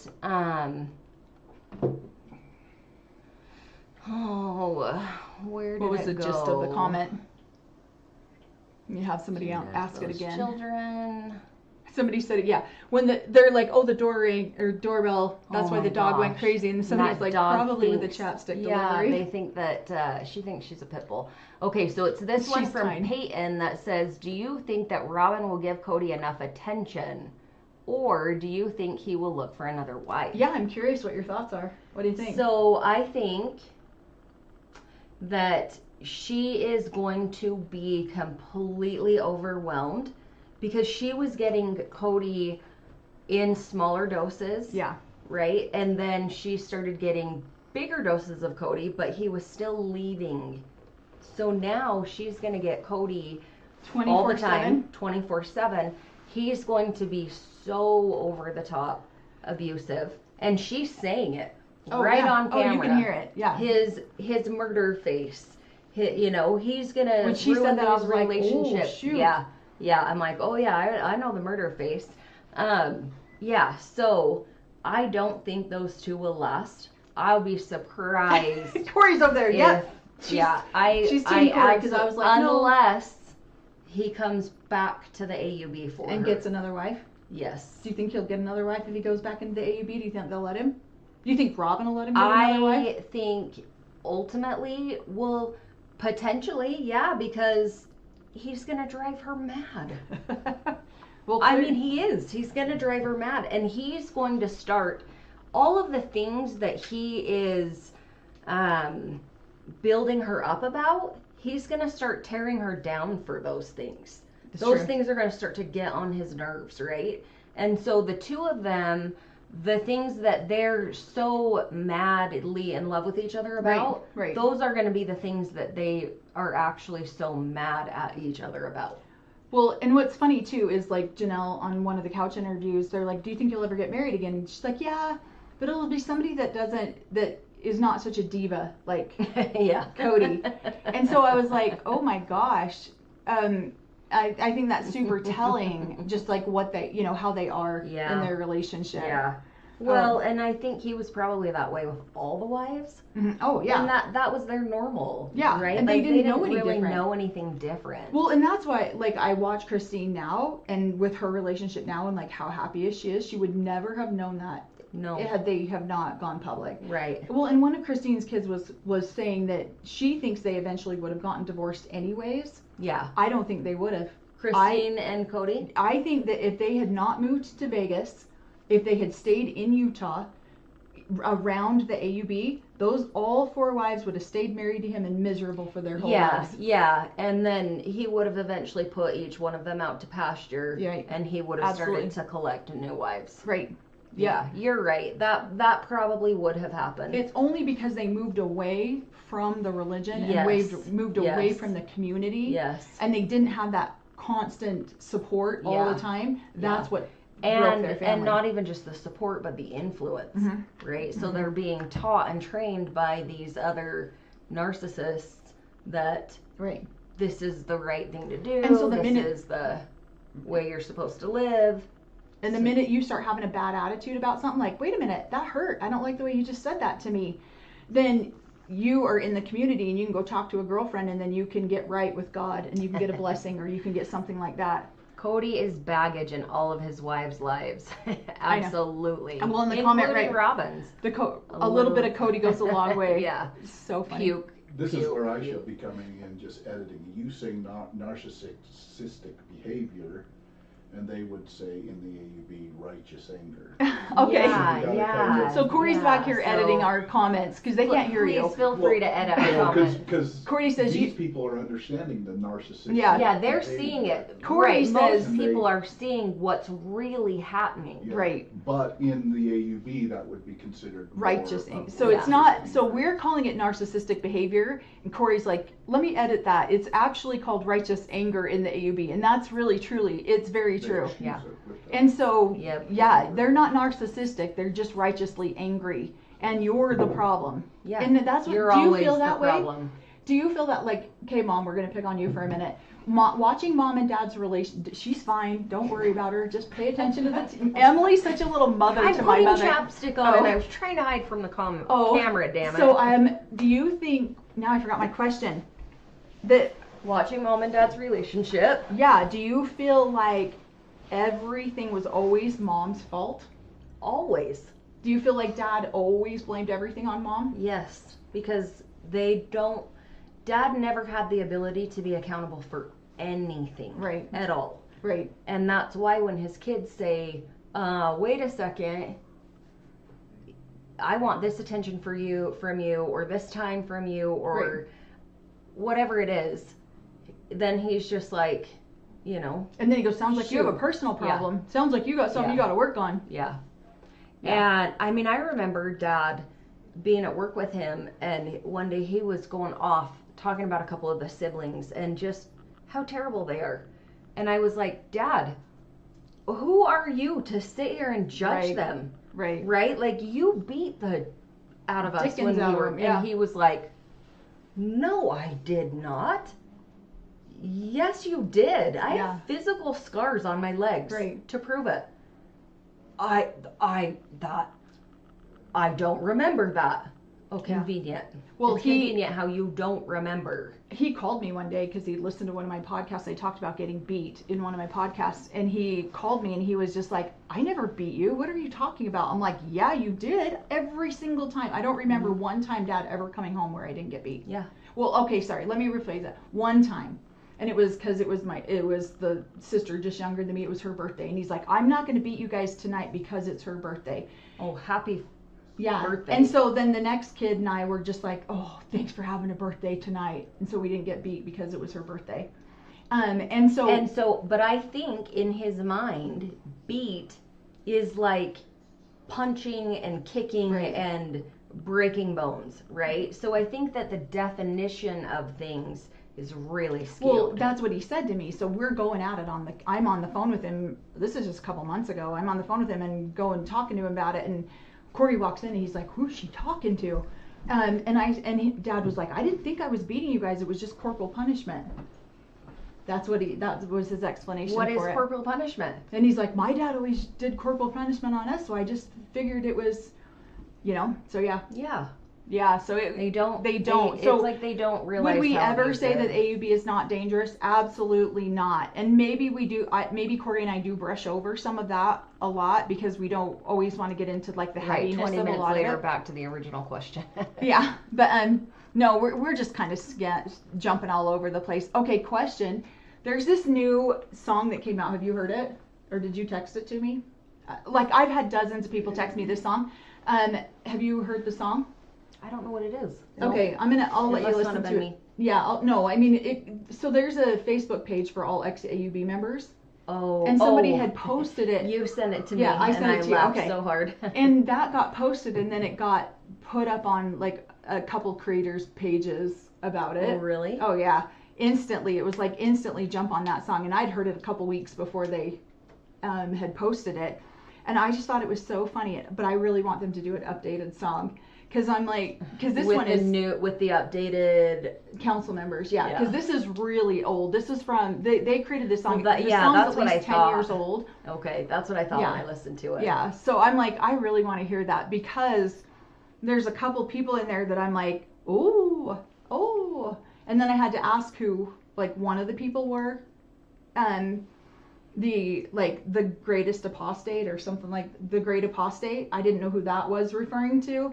Oh yeah, you might have to explain it to me. I do know who it is, and I Okay. guessed who it was, but I wasn't sure, so I had to Get confirmation.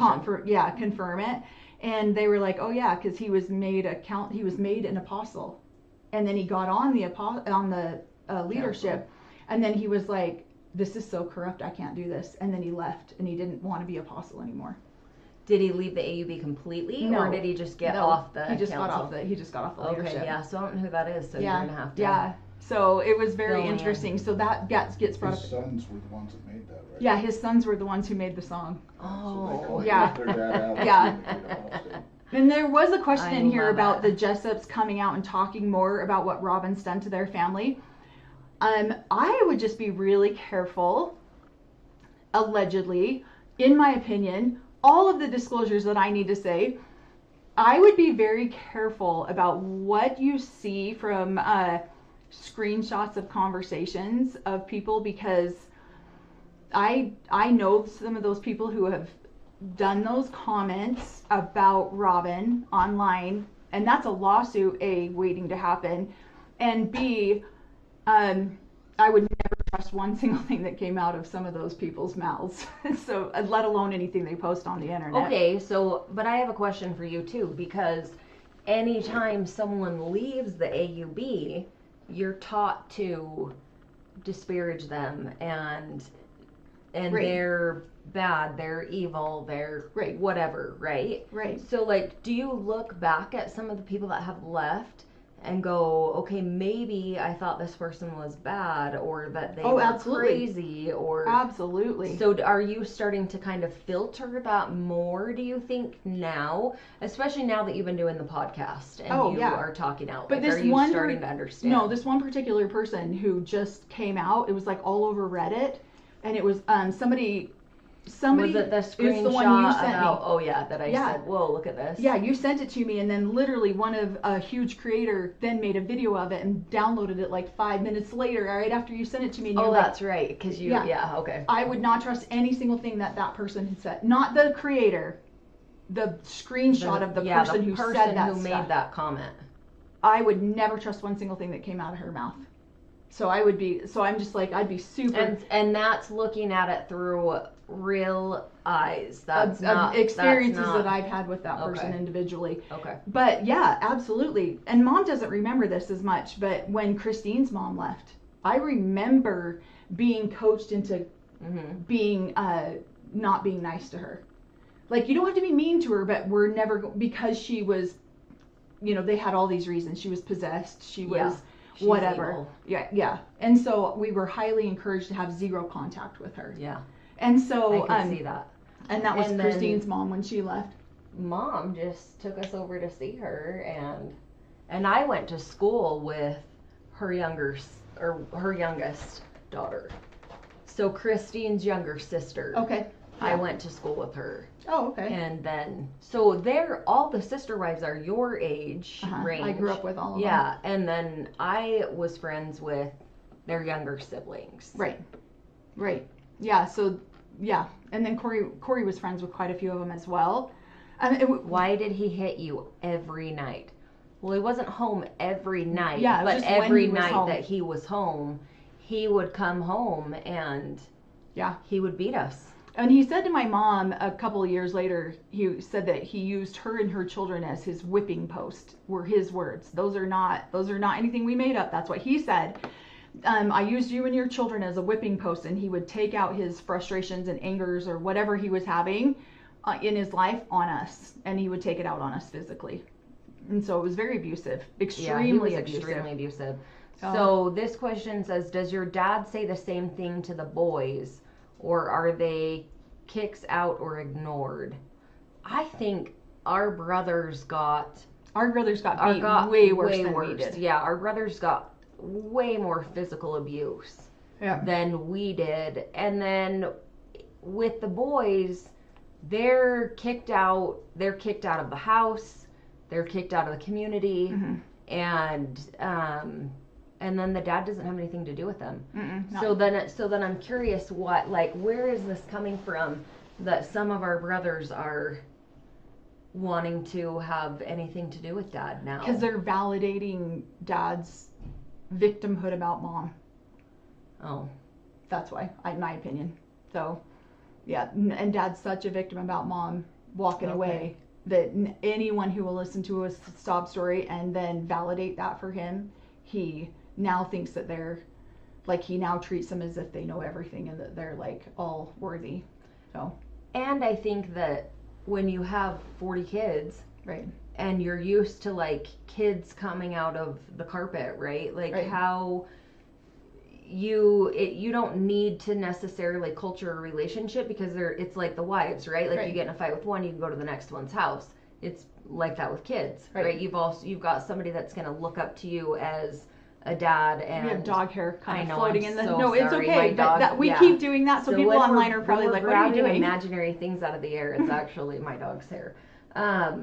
So I think that they do that with the kids, and then I noticed that Dad was really showing up for several of the kids Right. when a chunk of us walked away from Well, him. That's what I was gonna So- say. Is because he became the prophet or the leader or whatever you want to call him, and then how does that look on him when the chunk of his kids don't have a relationship with him? What does that say about him as Yeah. a person? So then he tries to nurture some of the relationships and says, and then go, oh no, I have a great relationship with them. Just because they're Yeah. not in the AUB doesn't mean I don't have a great relationship Yeah. with them. And so Yeah. he says things like that. Okay, That's what- that's what I thought. That's kind of what I Yeah, figured. and well, that it this was. comment from Bunny, He if he doesn't doesn't remember beating you, then he was probably in a blind rage when he did it, and that's scary. That's what goes right back to saying about the whipping post. He would just come home, and I felt like would find any reason he could to spank us or, Yeah. beat us or whatever you want to call it. And so it was really. That's exactly what it was. Yeah. I wouldn't say he was always in a rage. It felt that way as a small child for sure, but it was just one of those. He's frustrated, he's irritated, he's got all of these wives, moaning and complaining at him all the time, and Yeah. And then he's been in the And- leadership of the AUB my whole life almost. Yeah. So, Yeah. because before Well, he was he an got apostle, on the he was council. when I was 19. So I was 11. But before that, he was in the higher leadership too. Oh, okay. He was in the That makes highest sense. form of leadership you could be without being on the council. Okay, so do you remember hiding us when we were little? Oh yeah, absolutely I do. So, because I heard that somebody said, after I had talked about that on one of my videos, about, Melanie and the older kids had, Dad got off work at 5. He owned his own business, and so that closed at 5. So we knew he was going to be home by 5:20, 5:30. Yeah. And so there was, like, somebody would sit and watch out the window for him, and then they would yell through the house, Dad's home, Dad's home. And everyone would And run. they would grab us little kids and take us to the basement and hide us in a closet. And then he would beat you older kids, Mhm. and then you would come and get us when he was calm. Yeah. Well, and then like another thing, and another thing he would do is, I talked about this on one of my last, videos, is that if I was in charge and somebody did something wrong, he would beat them, and then he would beat me for being Yeah, in charge. because you were the one that was, should have been responsible enough Right. as a child to keep all of the smaller children. Right. How long have we been live? We can. Oh shoot, I don't know. No, Yeah. I'm good. We did nothing else, but Mom's awake now, so I don't know if we need to feed her. Mom, do you need Oh, watering we and should. food and water? Pouring water. I mean, I Somebody Okay. says, yes, be careful what you read on certain channels, lol. Yeah, because, accusing somebody of forgery is a pretty big deal. And especially, what? Grab your receipts. Yeah, it's a pretty big deal to accuse somebody of forgery. And so I would be very cautious about believing stuff like that, especially when you don't have receipts, or just because somebody posted something online doesn't make it true. Yeah. And and these people don't know who this person is who posted these comments. Yeah. And like I said, I don't trust anything that comes out of that person's mouth. I don't trust her or her comments online. I've known her a good chunk of my life and would never trust one single thing that came out of that woman's mouth. So I would be very cautious. Read this, Suzanne. Seems that there's such a commonality that these plural husbands don't have relationships with large numbers of their children. They have favorite children Yep. wives and no relationships with others. 100%. That's exactly Yeah. how it is. That is exactly how it is. Yep. Nicole says, hugs, Emily, Mel, Corey, mom, to have lived such an abusive life. So sorry, but glad you were speaking up. Thank you, Nicole. Yeah. It's crazy to, again, grow up and think like, oh, we lived this cool life and we didn't come from one of like the really crazy cults. And then Yeah. so one of the things that drives me crazy right now is watching him kick men out of the community For doing the same thing doing he the does. same thing he did. I know, it kills me too. Like, how about you teach your people Allegedly, the same thing. allegedly. My husband's Thank over you. there. Oh my gosh, you Allegedly. two are gonna get us in trouble. Okay, so allegedly, and I yeah. don't know obviously all of the details. But we can speak to it because we lived it, experienced yeah. it with him. And we're watching him kick people out for, he's actually excommunicated quite a few people recently, for things that, And so why is he excommunicating those men? I know, I'm Does super he curious want about some it of too. their wives? Mhm. Oh wow. Well, there's some tea. So, I mean, I'm, hey, like, he's freeing up more wives for Cody, right? Like, and if Robin becomes our stepmom, Oh, okay, you saw that, right? I was like, I will die. I will start. I know, for those who are on the live that don't know what happened with that, on one of Oh, I our lives, love somebody it. suggested if Robin left Cody and went back to the AUB, she could marry my dad and then she'd be my Absolutely. stepmom. And I was like, it didn't sink in for a really long time. And then Corey had to kind of explain it to me later, and I was like, oh gosh, that would be horrible. I you don't. guys could have her on your podcast. And Yeah. I never thought that he would take a younger wife, right? Most of his wives, he's got one was 9 years older, Yeah. and one, like, what's the youngest up till the last? 4 That was years? Pamela, 5 His years. favorite. Mom, no names. Don't say any names. Yeah, so the one that was 4 years younger, allegedly that is her name. And then he takes one that's 20 years younger than him.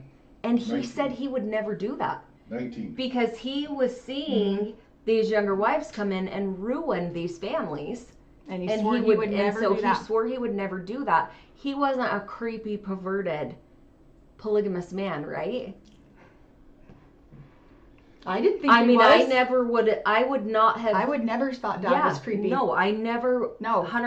Now, Abusive? I've heard several. Abusive, yes. Creepy, no. My dad's never been creepy, but No, I know. don't think so either. Physically abusive, mentally abusive, emotionally abusive, all those things.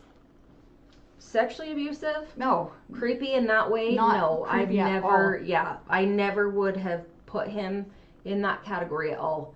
Yep. Until now. Now I see these things happening with the AUB, like they're closing up the ability to, and they're telling, I mean, if you go to a lot of people's social media, they're not active, and if they are, it's little bits I know, here I am, and there, I am right? realizing that And more so more. they're telling, like, you can't watch Disney movies, so they're starting to speak out about you know, Disney is bad, and here's why Disney's bad. And everyone needs to be dressed to the nines, and you know, you can't wear Yeah, jeans we know or where that's coming from too. right. though. No, I get that our, that's like the most Our recent. sister that you got a sneak peek of the other night on our video, it just pulled into our driveway too. She's Yeah, here. so we're gonna have to wrap this up soon. And I'm hesitant to ask this question. Oh, go ahead.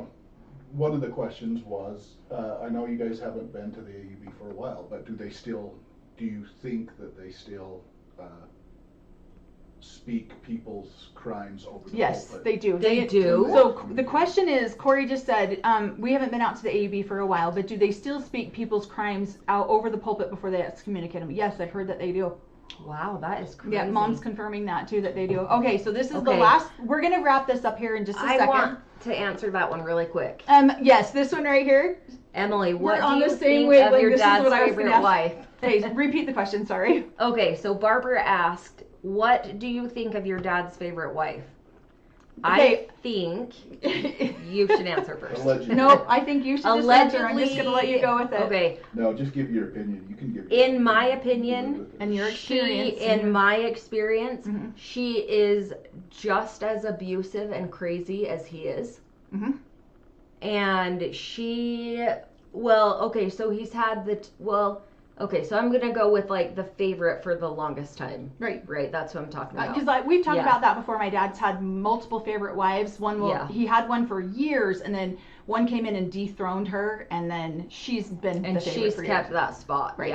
Yeah. So she's crazy abusive. Physically, emotionally, mentally. This woman has been just as horrible as he was. Yep. In all of the ways. Yeah. Only, in my opinion, I think it's worse. Like, you grew these babies in your body. How do you walk away How from do them? you walk away from them? And how do you allow them to, like, you're sitting in your throne room, Yeah. right? Like, living your best life, allegedly. While your kids are starving. While your kids are starving. Yeah. And one of my first experiences with that wife, when shortly after she married Dad, she was living in an apartment at the end of the road. Do you remember that? Yep. Yep. Okay, so Oh, one I of the very babysat many first a nights time. at her house Okay, for her so for she free. babysat me and the one above me, Uh-huh. the brother above me, right? Yeah. And so she had the two boys, right? So we're all out playing in the tree hut, and the younger boy, the one that used to get like shackled and whatever, he had gone inside and come back out with a bag of corn nuts. She had babysat us the whole day. At this point, it's later in the afternoon. He brings this bag of corn nuts out. The four of us eat this entire bag of corn nuts, and she beat the shit out of us. Like, beat our asses. And in my head, I was like, what did we do? What did we do? Right? How is that? How did we get in trouble for eating a bag of corn nuts? Right. Between 4 kids. Right. Yep. So yeah. Yeah, that. she is very abusive in my experience too. Yeah, I don't understand how a mother can literally walk away from her children if they don't believe in the AUB, if they don't believe in whatever. But yeah, so that would be my dad's favorite wife for you. Yeah, so it's funny that and we both and how zeroed funny in is on it the that same that's question. the favorite, right? So you see like the wife on Sister Wives that you gotta ask, you gotta knock, You gotta ask to get in the fridge. Yeah. And that's the favorite. Yep. And And that's how it then- is in our family too. Very similar. The Sorry, Mom, you're similarities not the are favorite. so similar. Mom's right? not the favorite. You When love were you your the kids favorite? too much. Mom, were you ever the favorite? Mom says no. She was never the favorite. Not even when you were the only wife? She was never the only wife. Yeah, she was for a minute. For a few minutes. Like but a month. a little bit. When the first wife left my dad, then my mom was the second wife. He was about to marry the third wife. There was only a few weeks in there that she was the only wife. Few months. Oh. Was it a few months? Yeah. I didn't How'd really you tolerate him every night. Oh my gosh. Yeah. So I kid. somebody says good men must leave the AUB early. They really do. They have to. They really do. This They is one of have the to get out reasons of that why training. I swore, like when I was single, this is one of the things I would never have dated Corey if I didn't know who Corey was before, because we were friends. But I would never have dated him. And he said the same thing. He didn't ever want to date any women from the AUB because they were all crazy, and the men were all abusive. And so if we were not friends for a couple of years before we started dating, because I was married and my best friend was married to Corey's brother, so that's kind of how we kind of met each other a little bit. We would never have gotten married. We would never have even dated. We would never have even considered each other as potential partners because so that's why when you talk about him being safe, right, like that's where you guys had the ability to get to know each other, right, because he came in that way. Well, it's funny too because when we Corey, can I tell a little story on you really quick? Yes, you When can. we were getting back together and trying to work out our divorce and trying to get remarried, I said to him, or he was all upset, and he's like, I don't want to be the safe guy. I've always been the safe guy my whole life. I want to be the bad guy or something, not the bad guy, but like, you know how girls fall in love with bad guys or whatever. And he was like, and it feels offensive to me when you tell me that I'm the safe guy. And I like burst into tears. I'm like, that's the biggest compliment that a man can get. When you have women who come from such an abusive society, Yes. and they find someone who's safe, Yeah. it's like, I feel safe to be around you. I feel safe to be with you. My children, I feel safe for you to be alone with my children. Yes. You know what I mean? Yes. I'm like, that's the best compliment I could have ever given you. But he had kind of taken it as I'm just a goody two shoes guy, and so of course you're not that attracted to me type thing. You know almost what I mean? like you were friend zoning him, Right. where that's not what you're saying. Mm-mm. You're saying, like, I know that he's not going to hurt me in Right. an ABCD way. Right.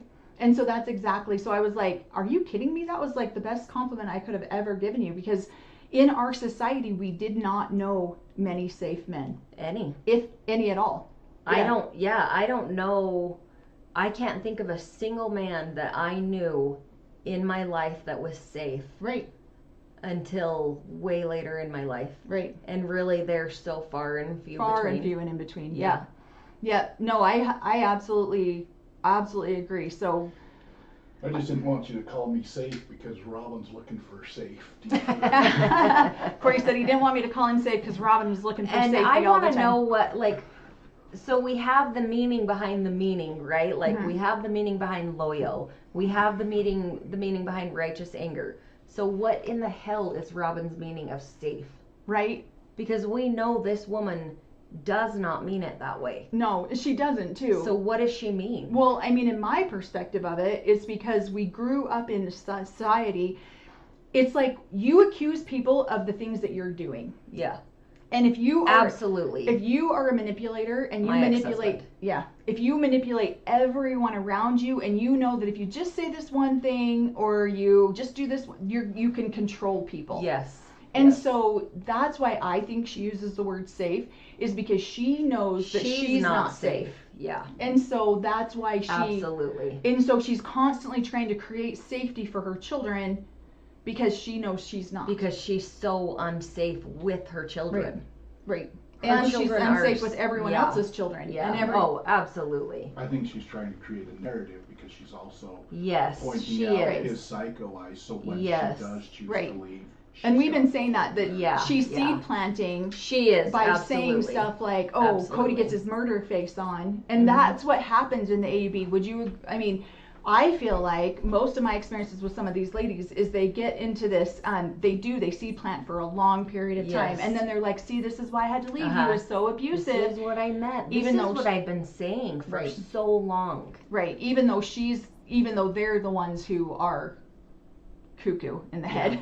So so I don't know. We'll stay on till Wikipedia has David Watson as the current leader. That's their dad. Okay, so sorry. I saw that and I'm like, whoa, what does Wikipedia have about that, man? Yeah. They can't let them watch TV or social media. They'd leave. We live in the information age. And I've been saying that. Yeah, I've been saying that. And so you can't close the border anymore. They can't put up a fence. There's not sweet, more chopstick, thank you.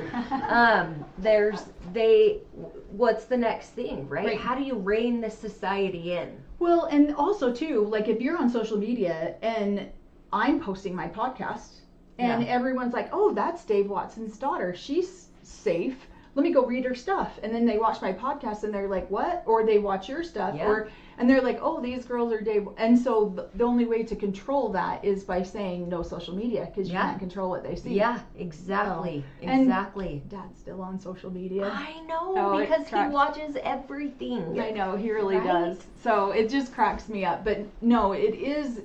I've been saying this for a long time on our podcast, is that when people have more information, they will make better choices.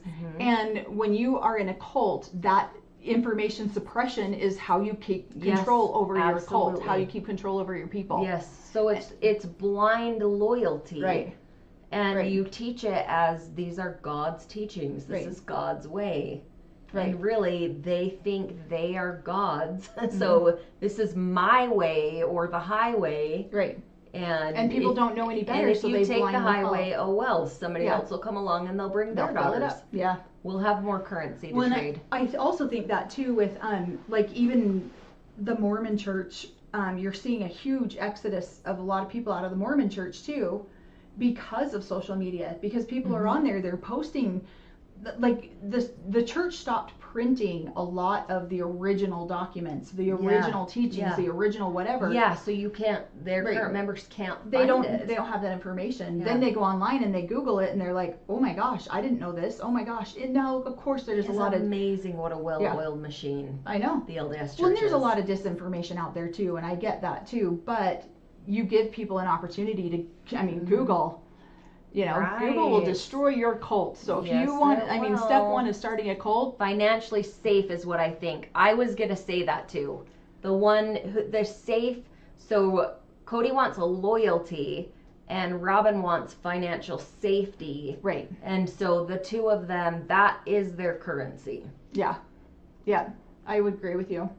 Yeah. And Cody, yeah. Well, I mean, he did say on one of his episodes, his biggest fear is his number one fear is poverty. Mm-hmm. And when he said that, I was like, you piece of Your children dying. your children, like, your wives that you're Yeah. supposed to love. I know. I'm like, this family Limitlessly, disintegrating in front of your right. eyes is not your biggest No. fear. Like, No, not having I was money stunned to when he said that. buy nice cars and Right. go out of town and whatever it And is. take yeah. cute pictures online. Yeah. Oh, yeah. That was, but unfortunately, Cody is not the exception to the rule of how people are, No. how the men are in No. the AUB. This is not at all. This is how they are. right. And the thing is so many people in the AUB are so dirt poor that poverty is part of their lives. But I guarantee you, those men eat well. The kids might starve. There might not be food on the table for the families, but those men are well taken care of. The men are absolutely and probably, Their needs are met. yeah. And whether it's sexually with all their wives, whether it's financially with, they make sure that they're fed first. And there is a saying out there which I absolutely agree with, and it's kind of controversial, but it's the king eats first or the queen eats first. And I do agree with that, because if you don't nurture and take care of yourself first, you have nothing to give anyone else. And so I do agree with that statement, but it's done in excess of, Yeah. to a level of abuse in the AUB, in my experience of the AUB. So that's where I get frustrated with that, is Yeah. because these men are very well taken care of. Mhm. They want for Nothing. nothing. And they could Yeah. just share a little portion of, I mean, I think about times when, like, dad would get the best of whatever was on the table, Oh, right? absolutely. And even into our adult lives, we're giving him, like, hey, dad, this is like a really good piece of chicken, or there's a big T-bone or whatever. Mhm. And then he's still over there picking off other people's plates. Like, he eats, right, like a king-size portion of food, and then he's still taking from Other people. other around him. people. Yep. Yeah. And And that's how the men are. Well, and it's, I mean, you can even say that can be a metaphor for like the spiritual side of things, Yes, the emotional yes, side of things, yes. the parental side of things. You can say that that fits in almost every single category. Mm-hmm. So yeah, hopefully you guys have found like, we just chit chat back and forth. Hopefully you found some of this like enlightening, or maybe it's gotten more questions for you. Okay, Positive Reality says, look up narcissistic collapse. It explains why Cody is popping off. Oh now. yeah, absolutely it does. I'm sure you've already read about that. Yeah, it's super interesting, Yeah. right? Like, just, yeah. But I do love Corey's statement that we call it narcissistic behavior and they call it righteous anger. Mhm. You Yeah. know, because honestly, Yeah, so they're justifying every abuse, Right. every atrocity that's happening.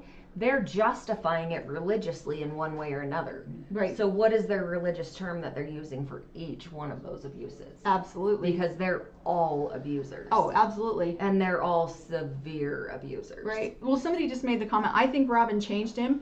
I don't know that Robin changed No. him. I feel like this is Not just at all. probably his true nature really coming out, and Yeah. you're starting to see it now. Mhm. I think the culture itself changed him because he was LDS. He grew up LDS. But like I've said in a couple of other podcasts, when you are a man in this culture and you are literally the center, the nuclear of the nuclei of the family, Center of the and every universe. house you go to, you're treated like a god.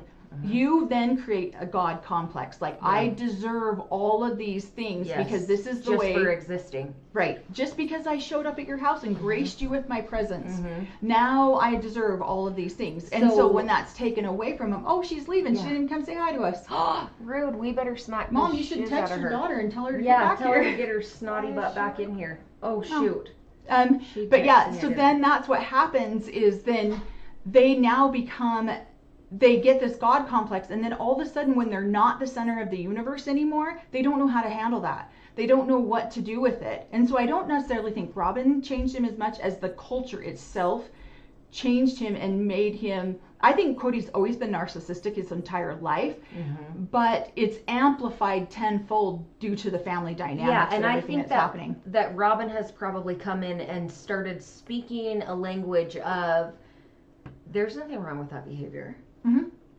You are the most amazing thing that has ever happened to me. Don't you think? Like, don't you think that was disrespectful the way he said that? Like, she puts in this seed. I've said this too. She puts in customer. Yeah, she puts in these seeds of doubt, and where he's like, well, wait, was that? Yeah, that did kind of sound disrespectful. And then I'm a man of my own mind. I better be respected around here. Yeah. I know, it's so ridiculous. He has no idea what a clown he is. I know. Not oh my gosh. A clue. He's so oblivious to it. We watch it and both of our heads are just like, yeah, but we lived it our whole lives. We've heard Dad say exactly the same thing Cody's saying. Yeah, okay, so do you remember, he still says it. Oh, I know. Or at least he did when I saw him 4 years ago. Yeah.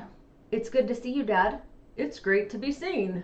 Oh, he always That was like his tagline. He did. It's great to be seen. When you'd say, it's so good to see you, Dad, and he'd say, yeah, it's great to be seen, isn't it? And it's so good to see you too, sweetheart. It's great to be seen. So that, I forgot he used to say that, but he did that all the time. Yeah, and that's such a part of his narcissistic Oh my behavior. gosh, it's so crazy. So, well, we're going to wrap up because I think we've been talking now for like 2.5 hours. Yeah, I don't even know how long it's been. It's been a long time. Yeah, I don't even know what time we started at 4:15. So Oh, we did. Oh, 2 hours. Wow. Well, so, and we've done longer lives. Yeah, but, I know you guys have. I love it when you do. Yeah. So everybody, Nice thank to you meet guys you so all. much.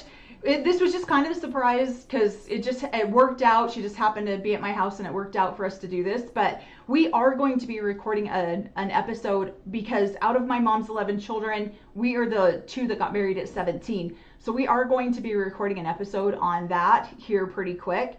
And then we will, that'll be up and going. I don't know. We've got to work out our schedule where Emily can make it out. Work.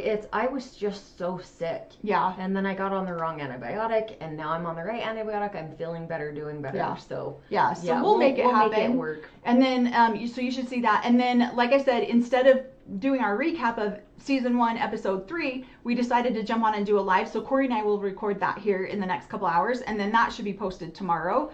So watch for that too, because if you're not aware, Corey and I are doing we've never actually watched the whole show, 90% of the show. So we are doing a watch party starting from season 1, episode 1, and then we're talking about it. So if you wanted to catch that video, that's on our page too, because we've watched episode 1 and 2, so now we're on episode 3. And I liked episode 1 and 2. Like, I liked the video that they posted. I want a comparison. I want to see them watch the show just like you guys are doing it now, right? Right. So, like, watch the show and speak to what's happening as you're watching the show. And maybe you can kind of fast forward, through or whatever.